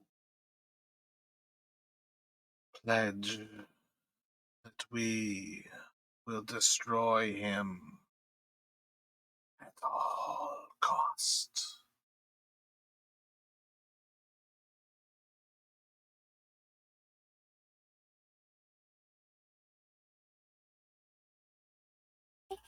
I pledge. All right, Keith. So at this point, let's go back into the other group. Effectively, how things go. This isn't necessarily a cursed weapon, but this is a sentient weapon. Um, it will not allow you to give it to anybody else.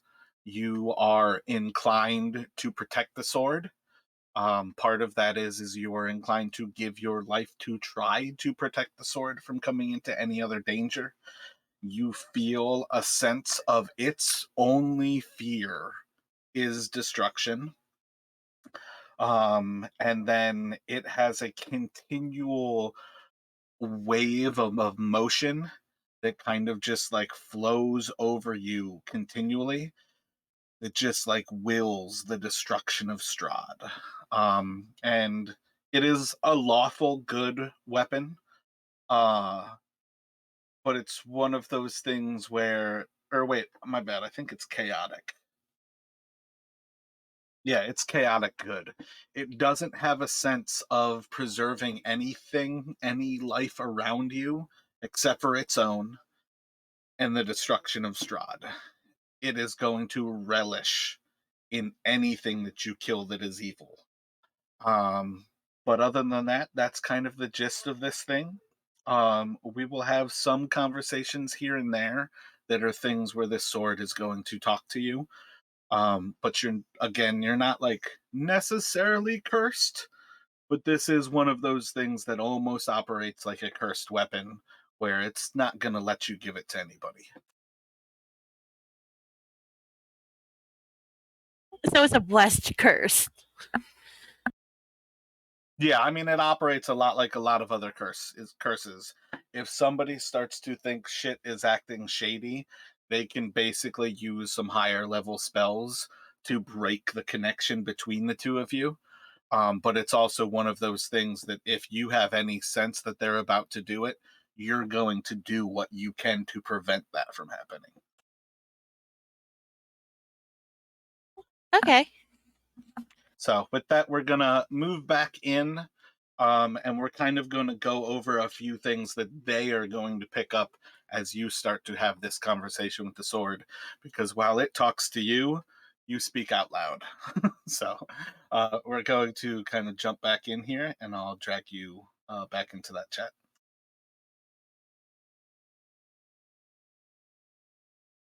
What's going on, and you didn't really have anything to say. Alrighty, is everybody still at their computers right now? Oh yeah. Yes, can I have the sword?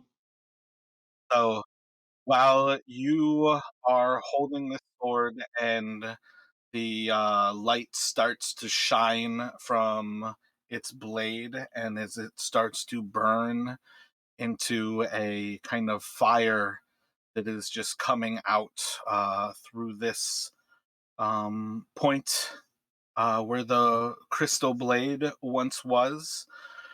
You're going to see as it starts to like pulsate in a glow of light that extends out from the sword.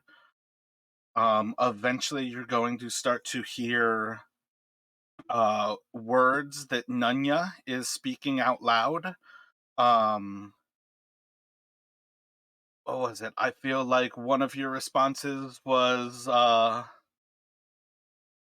effectively, what is it? It asked you if you wanted to kill Strahd. I think you said yes. I feel like most of your answers were still yes. So you guys are going to hear her say yes. And the pulsation of light is going to grow. And then you'll hear her say, yes, I pledge. And you're going to see as Sir Godfrey is kind of slammed backwards and sunlight starts to drench the top of Argynvost, and his flesh is going to start to burn back to the bone as his flesh is turned slowly into ash before he steps away from it. And you're going to see all of you will be blinded on some level. Eric, this will be the first time that you will have ever seen sunlight. Sarkis and Nunya, this will be among the first times in a long time that you have seen sunlight, and your eyes are just pained by this. Before, after a moment, you start to get a little more used to it, and you start to feel the warmth and heat of the radiation of sun, and you're just going to see that this sword is radiating about 15 feet of just the brightest light that you have seen in a long, long time.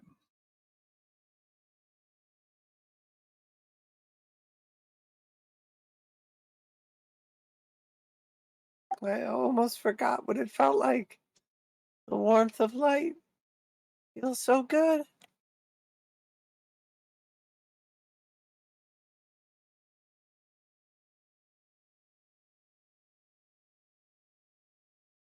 Truly, Vistani knows much. Sergei's sword has returned at last. And you're just going to see as Godfrey steps further and further back away from it.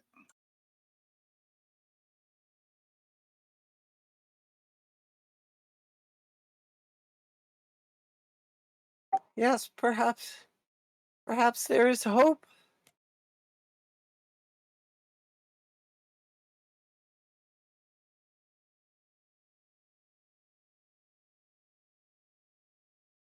Which Nunya are you using right now, Kay? Oh, the main one.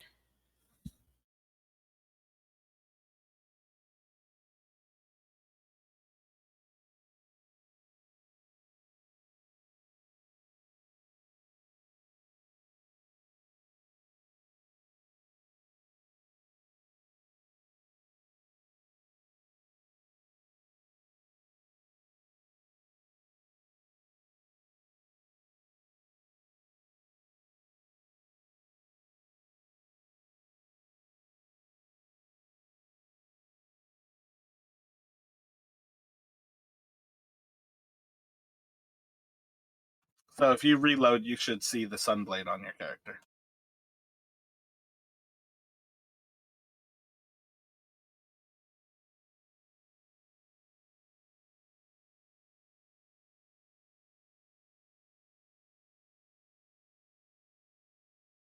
And don't say it in case the mouse is listening, but this is 100% a lightsaber.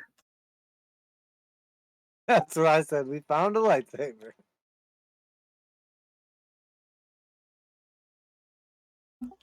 Love crossovers.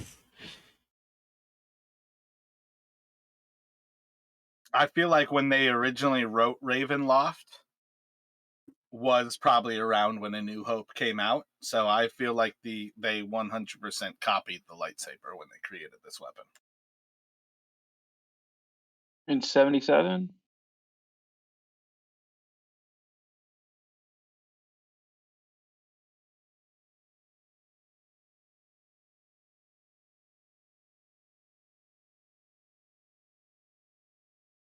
Hey, I gotta go. Be right back.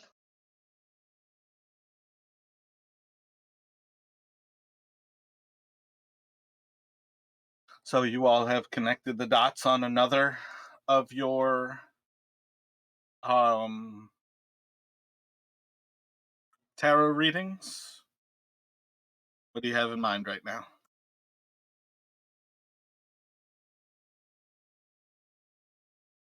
Well, Nina turns to Gandalf and she just thanks him in Draconic for his help.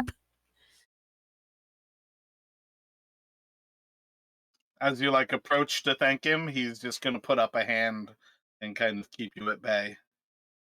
But he'll respond, "You're most welcome."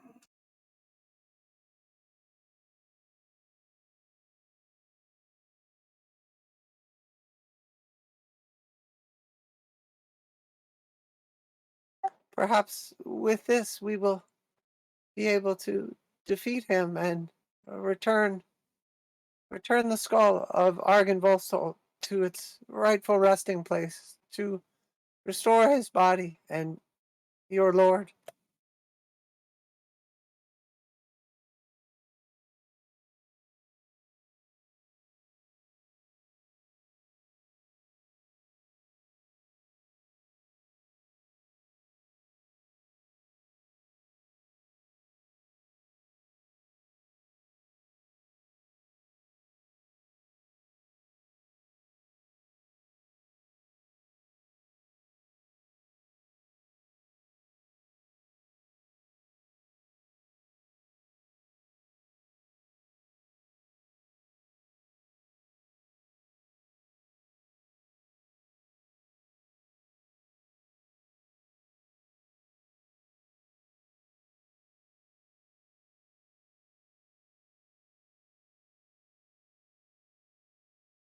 My bad, Sarkis. I was kind of messing with the sun sword there. You said something about restoring Argynvost.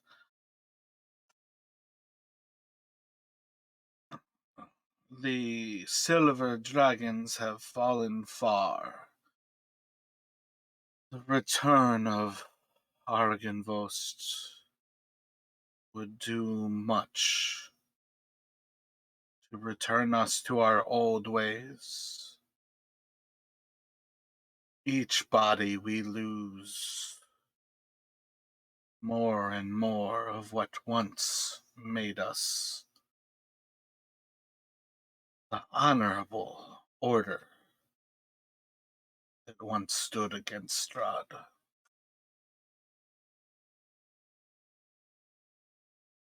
We will do our best. Thank you. Thank you for your help.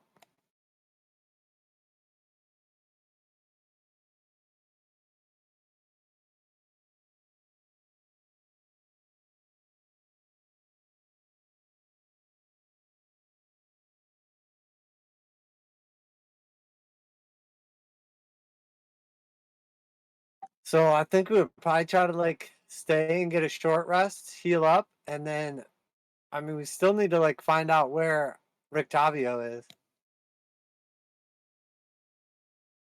We need to save Tatiana and potentially help a huntress. Potentially free her.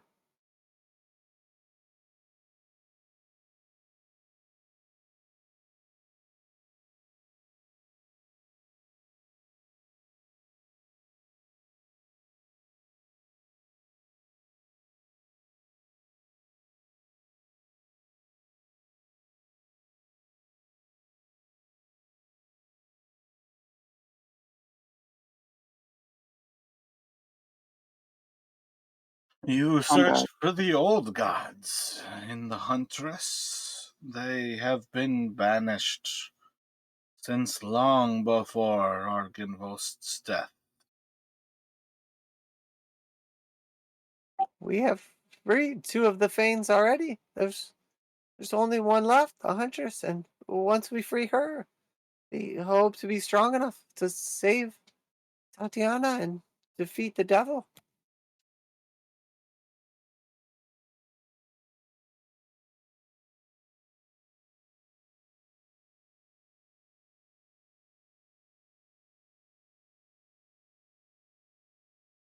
Perhaps the Vistani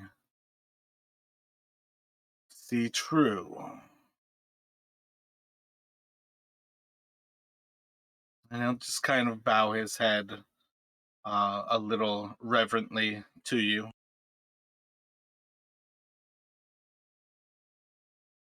Everything she told us, everything that she spoke of has come true. We wouldn't be here now. We wouldn't be alive if it wasn't for Madame Eva. So how could we do anything but trust?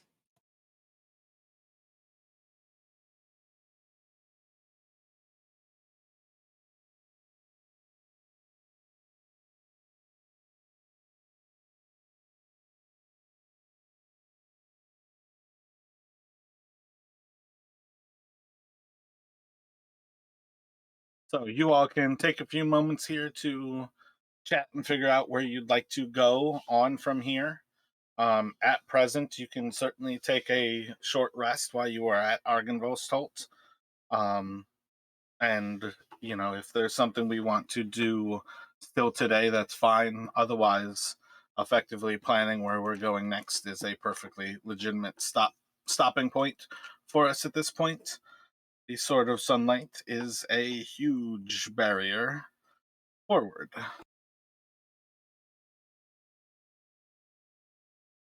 I'm just going to do a short rest, and you said this is a stopping point?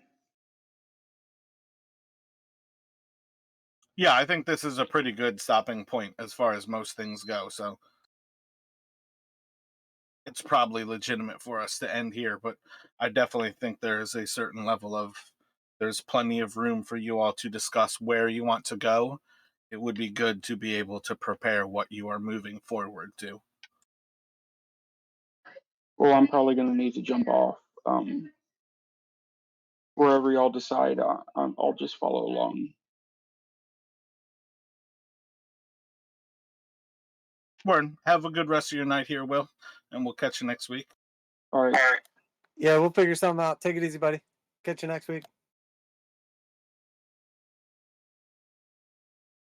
So does So, she go ahead, Key. does she leave the sword like control the sunlight, or is it just like forever there? No, like in particular, that is like a command word that you can actually like activate it. Part of what I was getting at is it seemed like you guys were hesitant to actually acknowledge that the silver handle was the sword. So I had him kind of casting the spell that effectively like instantly attuned you to it. But in general, I am pretty sure when you wield the sword, you have the choice whether you want it to emit light or not. Yeah, it's a bonus action for you to basically turn the sword on, and it will start to emit that light.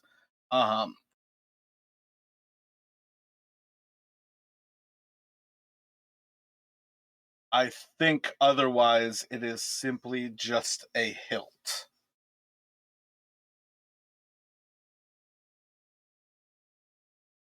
Yeah. So when you're using the sword, it's going to emit that light. It's going to always be there as long as you have the blade. It really is very much like a lightsaber where it's like, all right, I'm done with the sword right now, and you can just give it its command word, and the actual like plasma blade is going to dissipate, and the light will go away. Alright, so she'll just like turn the sword off because don't want to draw too much attention at the moment.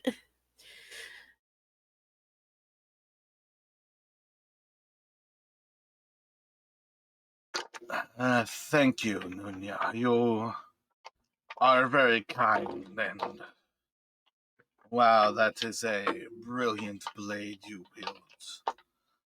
Our people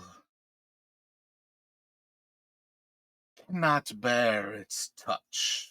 It would be good for you to keep it away from our presence. Duly noted.